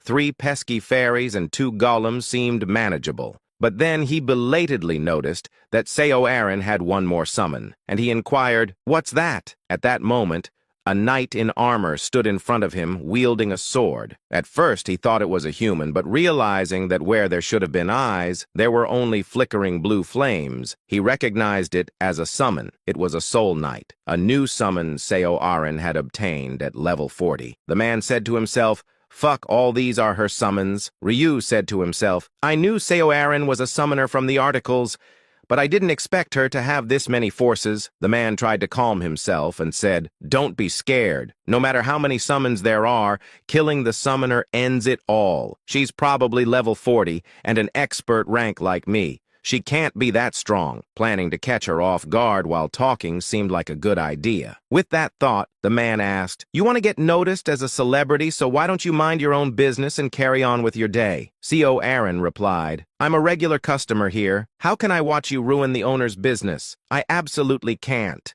Then she added, "You have 3 choices. 1, get arrested quietly by the police. 2, get caught by me quietly. 3, resist and still get caught." The man inquired, "What kind of choices are those, all ending in getting caught?" She said, "It's only natural to get caught when you've done wrong." Eventually, unable to hold back his anger, the man charged and shouted, "You fucking bitch, I'll kill you!" She said, "Okay then, this is self-defense since you attacked first." And at that moment, the golems moved in front of Seo Erin. Though he tried to swing his axe at Seo Erin, it seemed as if his arm was magnetically drawn to the golems instead. And he said, "Fuck! Why does my attack keep going towards the golems?" While the golems drew aggro, 3 fairies flying behind sent beams of light towards the man. The man screamed as the beam hit his back, swinging his axe, but only slicing through air as the nimble fairies were not hit. The man, now burned, glared murderously at Seo Erin and said, "What self-defense? You attacked me first, you fucking batch!" She said, "Don't you know that the law has changed recently? Haven't you heard of the anti-player law?" The man shouted, "Who cares about that? Anyone who dares attack me gets ficked up, no matter who they are. Got it? Being a celebrity won't save you, you fucking bitch," she said. "Oh, were you being considerate all this time? Sorry, I didn't notice." Hearing Seo Erin's sly words, Ryu said to himself, "She's an actress, so her acting is top-notch." On the other hand, the other guy was boiling with rage and shouted, Fucking batch! Playing games with me. Fine, I'm getting serious now. Activating the gladiator skill, Rage, red smoke rose from the man's body. Just as the man's axe was about to reach C.O. Aaron, the Soul Knight stepped in, engaging the man in a one-on-one battle. Fighting in such a cramped restaurant caused great chaos. Dishes shattered and tables crashed. C.O. Aaron, though feeling like she would be unable to look into the owner's face later, prioritized subduing the man before her.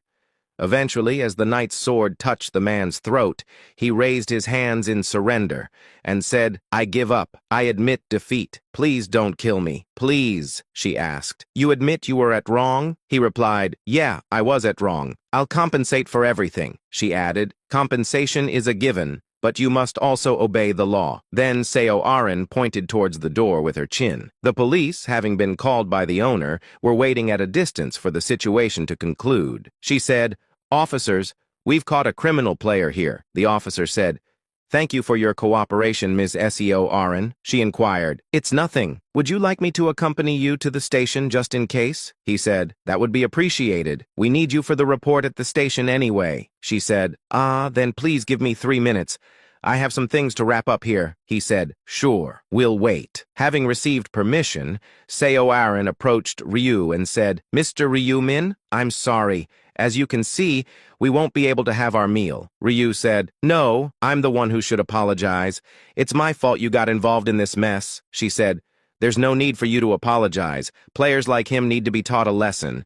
They're just tarnishing the image of all players." Ryu said, "That's true." Then the younger brother suddenly joined the conversation and said, "Ms. C.O. Aaron, hello?" She said, "Hello, you're Ryu Wan, right?" Ryu Wan was so moved that she remembered his name. And he said, "Yes, hello. I received the autograph you gave me last time. I was so happy I even framed it." She smiled and said, "Is that so? I'm glad you liked it." Then he inquired, "But how come you're here, Ms. C.O. Aaron?" She replied, "Mr. Ryu-min invited me for a meal." He inquired, "My brother?" Ryu-min shrugged at Ryu-wan's gaze and said, "I called her before coming. I thought we could have a meal together if she were free. I didn't expect this to happen." Ryu truly didn't know.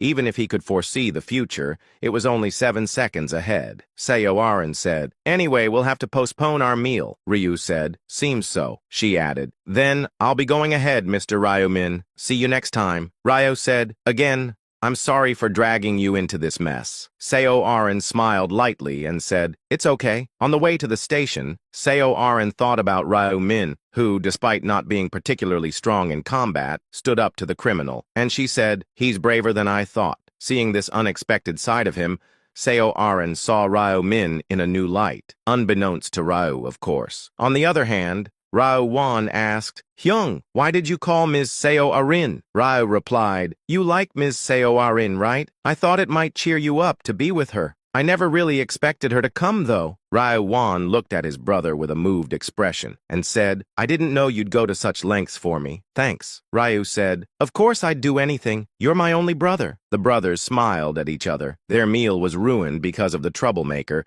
but their mood was surprisingly uplifted. Then the younger brother said, "If it wasn't for Ms. C.O. Aaron, we might have been in danger, right?" Ryu said, "Yeah, I was a bit scared myself, but thankfully she appeared just in time." Ryu was actually worried, contemplating how much strength to show since he was supposed to be a weak prophet. And he said to himself, "It's better to leave it to C.O. Aaron than to show my own strength." Then people around them started murmuring, and one inquired, "Did you get that on video?" Another said, "Yeah, I recorded the whole thing from start to finish. S.E.O. Aaron was really cool. The star. C.O. Aaron teaching a lesson to a criminal player, and I was planning to upload it on YouTube and in Buellgram." The feedback was generally positive. Ryu said to himself, "If the video spreads, C.O. Aaron's recognition and value will surely increase.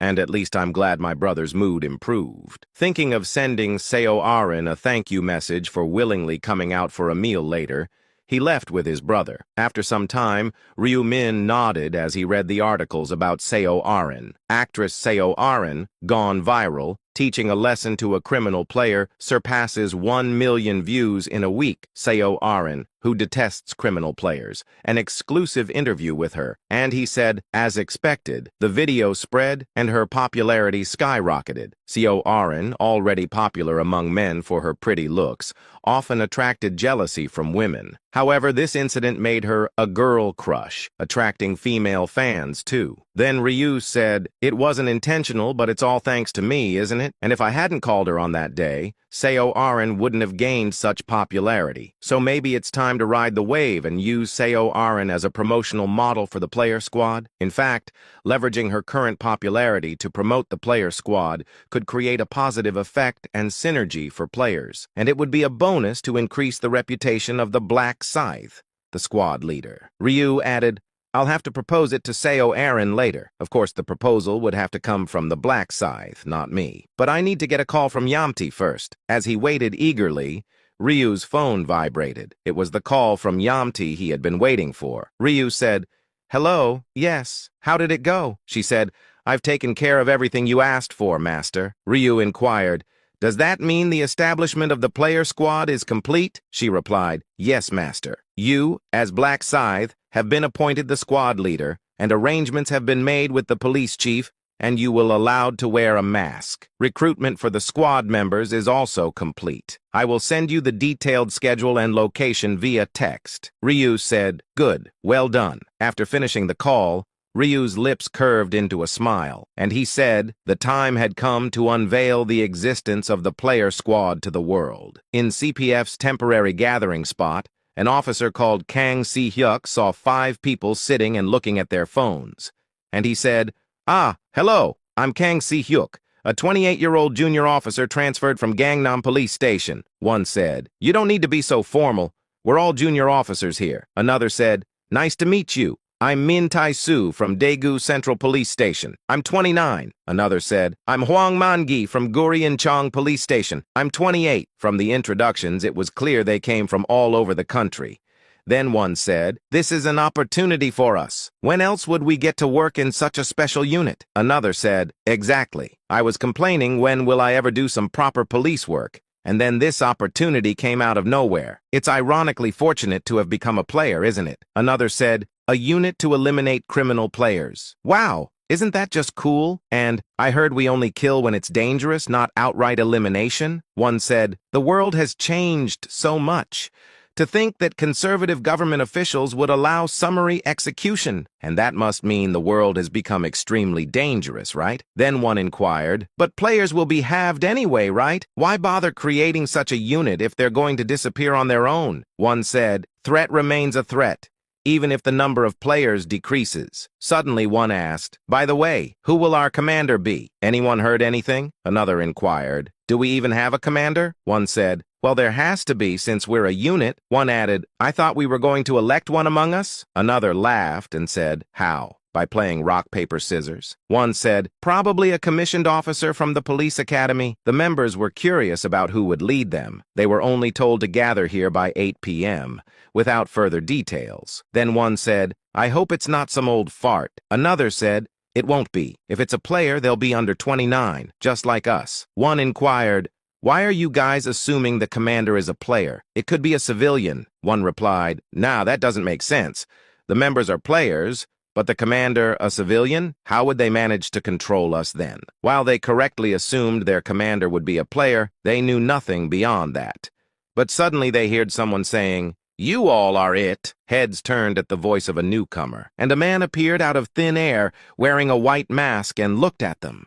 Someone said in shock, "Gasp! What? Invisibility? I didn't sense him at all." Another inquired, "Who are you? What are you? And how long have you been there?" Ryu replied, "Been here all along, just observing what you were saying, for management purposes." Ryu approached with steady steps, responding to their shocked expressions. The players couldn't take their eyes off the suddenly appeared Ryu, readying themselves to equip their gear at any moment. It was a natural reaction to a suspicious man covering his face with a white mask. Ryu looked around at the members and said, "No need to be so guarded. I'm the commander you've been waiting for." One inquired, Commander, this person? Though he revealed the truth, no one took his word for it at face value. Suspicion was their initial response, and one asked himself, what kind of commander hides his face behind a mask, unless he's out of his mind? Ryu said to himself, a rather unwelcoming countenance. Well, appearing with a mask on is bound to look strange. Then one asked, are you really our unit's commander? And why wear the mask? Ryu replied, I don't want my face to become public. By the way, I have the police chief's approval,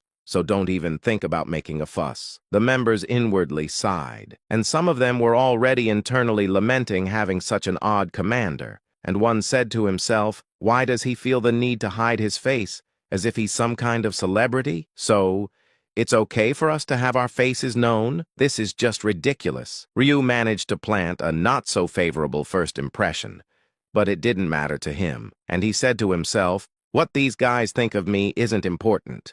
What matters is how well they can do their job. Ryu was here merely to introduce himself and to train and instruct them briefly. And he said, those who don't listen will just have to be beaten into submission. Here, he was the highest authority, so whatever he did wouldn't be questioned, especially with the supportive police chief backing him up. Moreover, Ryu could see 7 seconds into the future, so he knew how they would react when he revealed his nickname, so he wasn't worried about his image. Then Ryu said, let me formally introduce myself. In the other world, my nickname is Black Scythe. My profession is a Reaper, and I'm level 89. As for my real-world identity, I can't reveal that. I hope you understand. The players were shocked and confused upon hearing the unexpected nickname, and they inquired, Black Scythe? Could it be the Black Scythe? The name Black Scythe was always at the top of the rankings, known as a monstrous entity among players for his unmatchable level, and for such a famed person to claim identity here was utterly surprising. Hence, there was skepticism, and one said, Commander, I know it's impolite to ask on our first meeting, but can you prove it? It's a bit hard to believe. Ryu said, you should start fixing that dialect of yours. You're in Seoul now. You should at least be able to speak standard Korean. He said, never mind dodging the question, sir. Ryu inquired, you want proof? It seemed everyone shared the same sentiment, doubting whether he was really impersonating Black Scythe. At that moment, Ryu's hand manifested a scythe. It was the Reaper's trademark, a scythe taller than an adult, and he said, proof. Would this suffice? Yet the players' skepticism remained, and one said, anyone can buy a scythe from the shop, can't they? Another inquired, huh? There were scythes in the shop? Really? I never noticed before. One replied, it wasn't there originally, but it appeared once I reached expert rank. Ryu said, then just holding a scythe doesn't prove anything. The members murmured among themselves, still eyeing Ryu with suspicion. Ryu said to himself, so now even a weapon isn't enough for proof. Of course, handing over the scythe for them to check its stats could resolve the issue, as it was a weapon that only those above level 60 could wield, and that would at least convince them that I'm a powerful being over level 60. However, Ryu had no intention of handing over his scythe, not because he feared it being stolen, but because it didn't fit his image, and he said to himself, after all, these guys are my subordinates. There's no need to humiliate myself by handing over my scythe for validation, and as the unit's commander, it was essential to demonstrate strong charisma, because first impressions were crucial for establishing respect. And he added, I need to prove that I am Black Scythe and leave a strong impression. But how could he catch 2 birds with 1 stone? In fact, there was a simple way, and Ryu said to them, if you can't believe me, let's settle this with a duel. One inquired, a duel? Ryu explained, once you reach level 60, you can attain master rank, unlocking the duel request feature. It allows you to challenge someone to a duel, staking something in the process. As I said, being level 89, only I can use this feature. Another asked, but how does that prove you're Black Scythe? Ryu replied, well, if you've seen the ranking updates, you'd know. The gap between the first and second place in every region is huge. Currently, there's only me in the master rank worldwide. So, if someone can use the dual request feature, it must be me, the Black Scythe. One inquired. Still, there's no guarantee the dual request feature unlocks at level 60, right? Ryu said. Well, you'll know once you reach level 60, but if you're really doubtful, let's have a go. Honestly, you're not just curious whether I'm Black Scythe. You want to know if I'm qualified to be the commander, whether I'm stronger or weaker than you, right?" They remained silent with stern faces, but the members were internally astonished. They hadn't expected him to address the issue so directly. Then Ryu asked, "So who wants to be the first challenger?" But the atmosphere remained silent and no one responded. Ryu said, "No one? Don't worry. If we agree on conditions, no one dies in a duel. That's the nature of the duel request feature. Of course, it only applies to the duel participants, so you could still die from someone else's attack. But no one came forward this time either." Ryu said, "So no takers. If no one steps up, I'll take it as you acknowledging me as Black Scythe." That's when the first challenger stepped forward. And he said, "I'll take you on, sir." It was the Busan man, Ko Namchul. In fact, Go Namcheol was frankly displeased with the Black Scythe, and he said to himself, "To trust and follow a commander who won't even show his face. I can't abide by that. Whether it's the real Black Scythe or not, doesn't matter." Then he asked, "How do we proceed with the duel?" Ryu replied, "First, let's move to a more spacious location." As Ryu stepped outside, the members followed him. One said, "Namcheol, good luck. Make sure to flatten his nose for us." He replied, "Leave it to me." One laughed and said, "Would have been nice to have some popcorn." Ryu chuckled, looking at the laughing audience, and said, "Laugh all you want now. After this is over, it's your turn." Ryu had no intention of dueling only with Go Namcheol from the start. He planned to duel with all 10 members present. Of course, it wasn't just for the sake of a power struggle. As a commander, he wanted to assess the skills, talents, and perseverance of the guys. Then Ryu manipulated something in the air, and a message visible only to Go Namcheol appeared. "The opponent in front of you has requested a duel. Duel type, non-lethal simple duel. Victory condition, inflict any damage. If the opponent wins, correct Busan warrior's dialect, recognize as commander. If Busan warrior wins, the opponent resigns from the commander position. Penalty for the opponent, all equipment, skill usage prohibited. Penalty for Busan warrior, none. Do you accept the duel under these conditions? Yes? No?" As Go Namcheol looked at the message in astonishment, Ryu spoke, "If you accept, the duel will proceed under those conditions." He inquired, "What's this penalty thing?" Ryu replied, "Exactly what it says. Penalties imposed only on me. As you can see, I plan to face you after discarding all my items. I won't use skills either." Go Namcheol's lips twitched. The commander was challenging his manhood. Ryu added, "Don't take it as an underestimation. It's to balance things out. An 89-level player wearing gear can't seriously fight a level 40, he inquired. "Then, this victory condition?" Ryu replied, "When you win, those are the conditions you must adhere to. Kind of like a bet? Of course, you can't break the promise.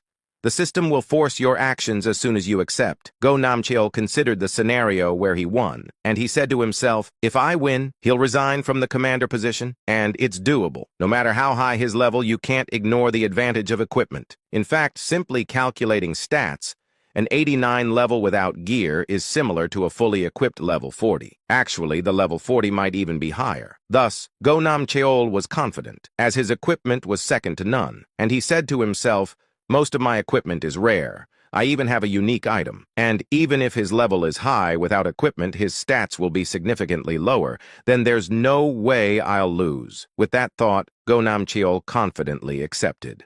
And a message appeared in front of everyone nearby. "The duel has been set. The duel between the two will start in 10 seconds. Then Go Namcheol distanced himself with a serious look, and he said, "I'll make you regret imposing a penalty on yourself." However, he overlooked one fact. Even without equipment, each of Ryu Min's stats was nearing 300. Then Go Namcheol closed the distance as soon as it started. In the hands of the level 40 Blade Master was a sharp longsword. He was serious since it was a non-lethal duel. As the distance closed, he sequentially used 3 skills: Sword Chi, Swift Blade, Blade Dance. However, right after using the skills, Go Namcheol could only wear a dumbfounded expression, because he clearly saw the opponent deflecting the blade with his palm. And he inquired, "How? How is this possible? He deflected my blade with his hand?" It wasn't just a normal attack, but a skill charged with 5 times the usual damage. And deflecting the skill with his palm required precisely reading the trajectory of the blade and matching the exact speed, which was impossible. He said, This can't be. It must be a fluke. If I try again, surely the outcome will be different. Despite what he saw, Go Namcheol swung his longsword again, unable to accept it. Yet, as if Ryu knew every path of his attacks, he deflected them with his hand. He said, "This is insane. How could one deflect a sword with bare hands? Even in movies, this is a hard move to pull." Then, a welcome notification appeared. Blade Dance cooldown is over. He shouted, "This time, try blocking this." Go Namcheol's sword danced once more, and his momentum was such that it seemed he would leave no flesh uncut. But all were deflected with the palm, leaving Go Namcheol with the same incredulous expression as before. To Ryu, this wasn't surprising at all, as bullet dodging is a piece of cake with agility at 300, and with the rune of foresight, blocking such swift attacks was not difficult. Ryu said to himself, "Mentally, he looks already crashed. Might as well finish this." Dodging the sword and delivering a body blow, the sound of ribs breaking was heard, but the pain was momentary. A message appeared. "The duel has ended. You win. Nickname Busan Warrior has lost," thus initiating the correction of dialect and recognition as a commander. As soon as the message appeared, it was as if time rewound, and the pain vanished. The broken ribs were back in place, as if nothing had happened. Though the wounds healed, the mental scars did not. Feeling a profound difference in their capabilities, Go Namcheol hung his head in defeat and said, "I lost. As promised, I'll recognize you as the commander and correct my dialect." Ryu said, "Good. I appreciate your acknowledgement." Then Ryu let out a smile, turning to the other squad members. All of them had their mouths agape, still processing the duel they had witnessed. And one inquired, "Did I just see that right? He deflected all attacks with his hand?" Another, "Insane. Is this the might of the black scythe we've heard about? And how could he not have a single scratch on him?" Another said, "He didn't even wear any items and fought barehanded, and he's this powerful? Is this what being level 89 means?" They internally marveled at the unbelievable feat of strength, but their moment of awe was brief, and our Ryu inquired, "Hey, the one who said it'd be nice to have popcorn?" He inquired. "Yes? Me, you mean?" Ryu replied, "Yes. Come closer. It's your turn to duel." He said, "No thank you. Seeing your overwhelming power, it's clear you're the Black Scythe."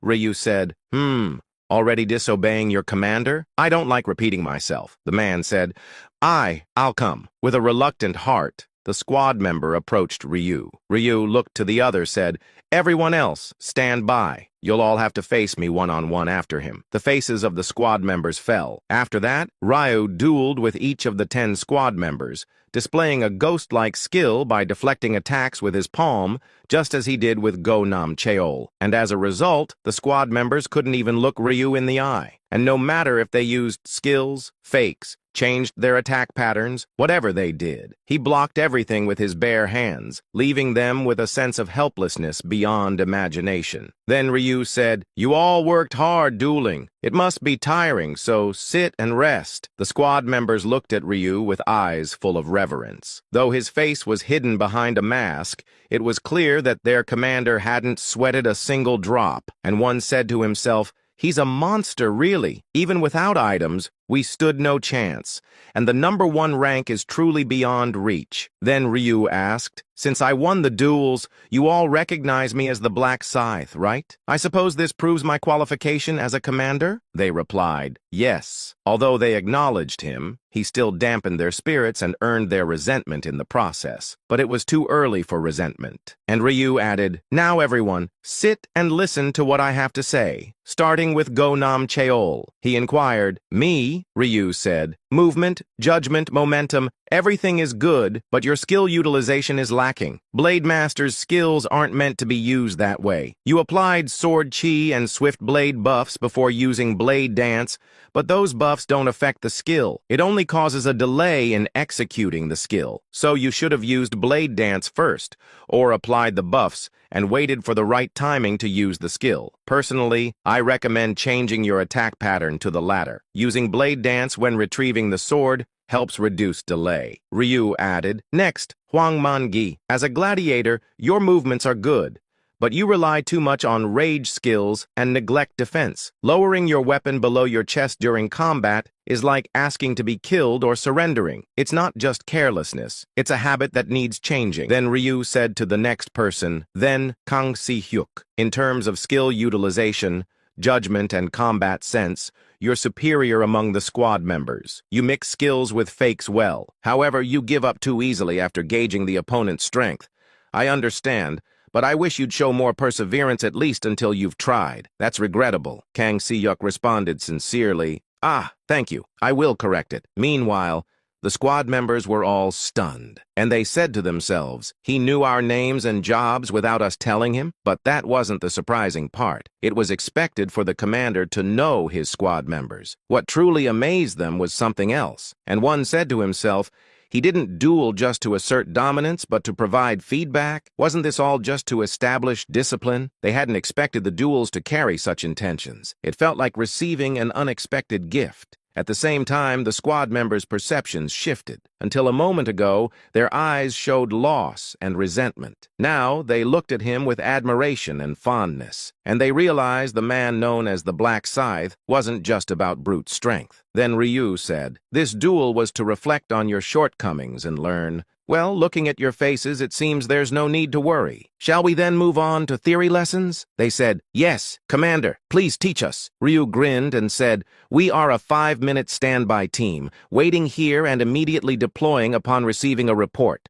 Our top priority is to quickly assess the situation and rescue citizens from threats. Despite it being evening, the eyes of the members attending the training shone brightly with enthusiasm. It was hard to believe that these were the same individuals who, just a moment ago, had looked at him with eyes full of resentment, now so engrossed in the training. Ryu added, criminal players mostly feel that they are special beings while simultaneously harboring the fear of whether they can survive the next round. Therefore, they are in a mentally unstable and dangerous state, especially when cornered. The members nodded in agreement, as they too had experienced fear of the next round. Then Ryu said, when mentally exhausted, they are easily tempted to do whatever they desire before dying in the next round. That's why they are unrestrained, acting on all the impulses they've suppressed before their downfall. And this explains the frequent occurrence of crimes among players. Therefore, they commit crimes like theft, looting, rape, and murder without hesitation. Having practiced murder in the 4th round, their rehearsal for killing is complete. These individuals are fearless. They look down on civilians and even mock the police. But now, it's different. At that moment, Ryu's eyes gleamed from behind his mask, and he said, we must instill fear in them. We also need to change the perception of citizens who distrust police and players. We'll start practical training now to learn about these aspects. Essentially, it's a real-world application. The members swallowed nervously, as the prospect of real-world application from the first day was nerve-wracking. Ryu added, real-world operations will take place in Seoul. According to statistics, most players' residences are concentrated in Seoul. Shall we check if there have been any reports received? Then Ryu turned on the radio he had previously turned off, and he turned the frequency to be ready to receive reports and checked the computer for any previously received reports. He said, lucky us. No reports have come in during the hours we've been training. Some might be disappointed about not getting a chance to practice, but it's best if no incidents occur. So let's resume the training. Just then, the previously quiet radio crackled to life, and an alarm sounded from the notification system installed inside the temporary gathering spot. Incident report, code 01, code 01, emergency bell report, from a convenience store in Seongnam-dong, please verify the exact location. Over. Ryu muttered softly, unlucky. Indeed, it was unlucky for the criminal player. Riding in a van marked with a police badge, the members listened to the squad leader's explanation, and Ryu said, 3 minutes ago, we received a report from a convenience store in Seongnam-dong. Since the player-specific emergency bell was pressed, it's highly likely that they are under threat from a player. In other words, it's an emergency situation. The word emergency tensed the members up. It was natural, considering this was their first time heading to a scene after only having conducted DUI checks. Ryu added, criminal players are like ticking time bombs. That's why quick judgment is crucial. Since it's our first day, I'll demonstrate. Just watch how it's done. The members arrived exactly 5 minutes later and followed Ryu as they hurried inside. Or, that was the plan, until Ryu came back out. One inquired, "Huh? Why are you coming back out?" Ryu replied, "I've already assessed the situation. Go in and see for yourself." The members entered the convenience store with puzzled faces. At that moment, sighs of dismay escaped the members upon seeing the scene. The store owner, presumed to be the reporter and in his 40s, was already dead, and the clear knife marks on his neck and the blood-drenched counter presented a gruesome scene. One said, "Damn it!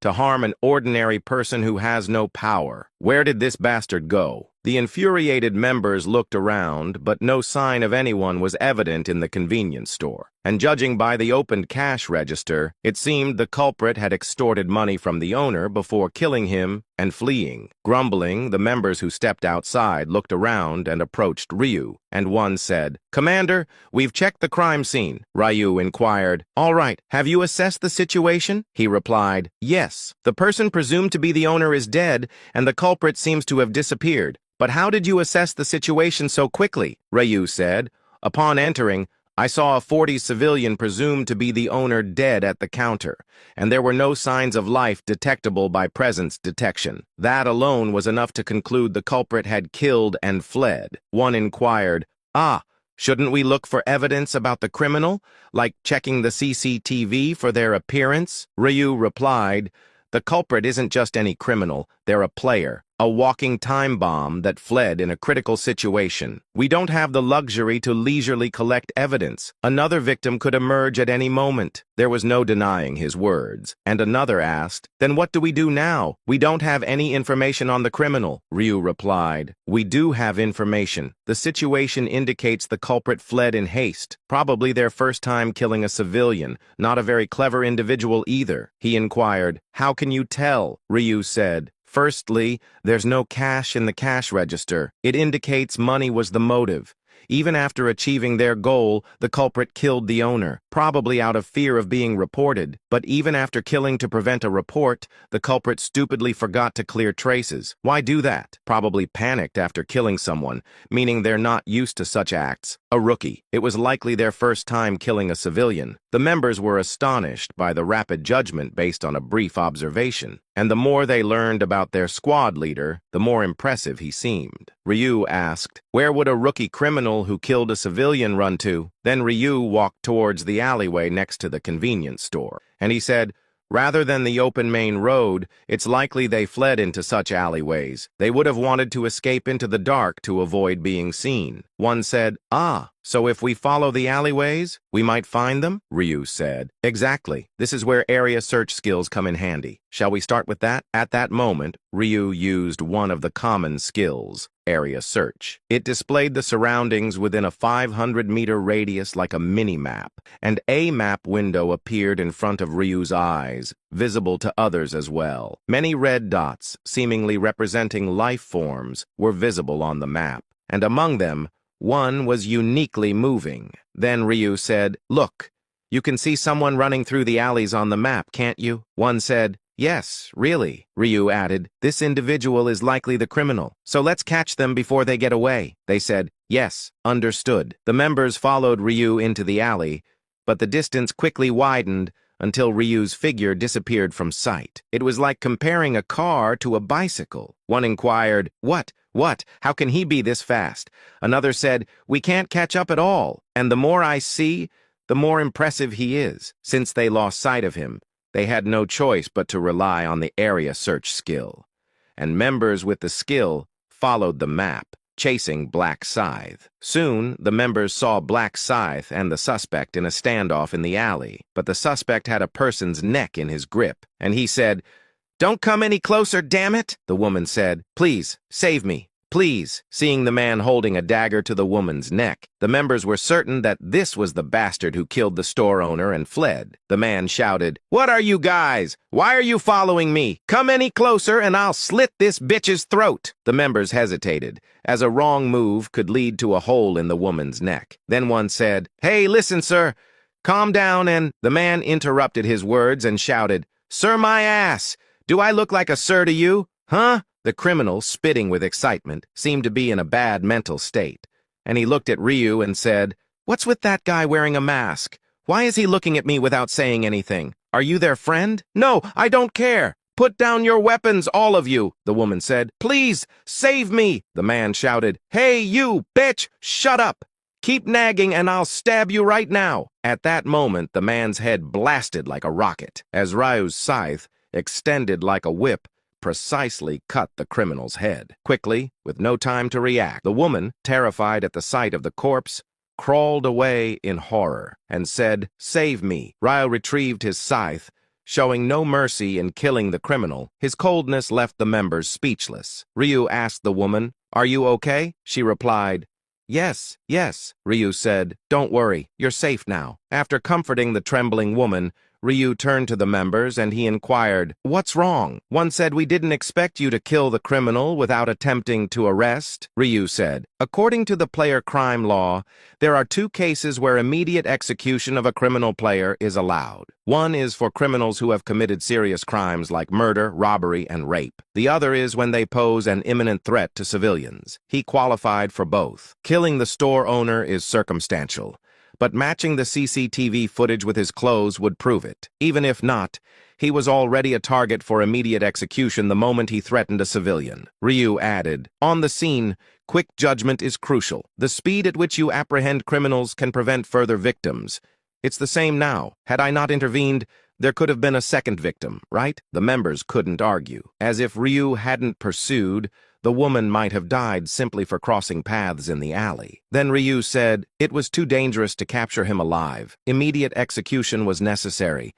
That's why we compare players to time bombs. If you can't shield everyone from a time bomb, it's wise to remove the fuse early." While it wasn't a fuse but the brain that was blown away, the members didn't see the action as too harsh. And having already witnessed a brutal murder scene, they couldn't sympathize with the criminal. One asked, "Squad leader, what about the body? Should we erase the traces?" Ryu replied, "No, we can't destroy evidence. The regular police have been notified and are on their way here. We dealt with the threatening player and only need to report the situation. Leave the rest to the regular police. And now you've seen an example, you roughly know what to do, right? Quick judgment, criminal search, and rescuing people are key. Got it?" They said, "Yes, we understand." Seeing the members' newfound determination, Ryu smiled warmly from behind his mask. Ryu spent several days conducting field training with CPF squad members, and whenever a report came in, they'd turn on the siren and rush to the scene as quickly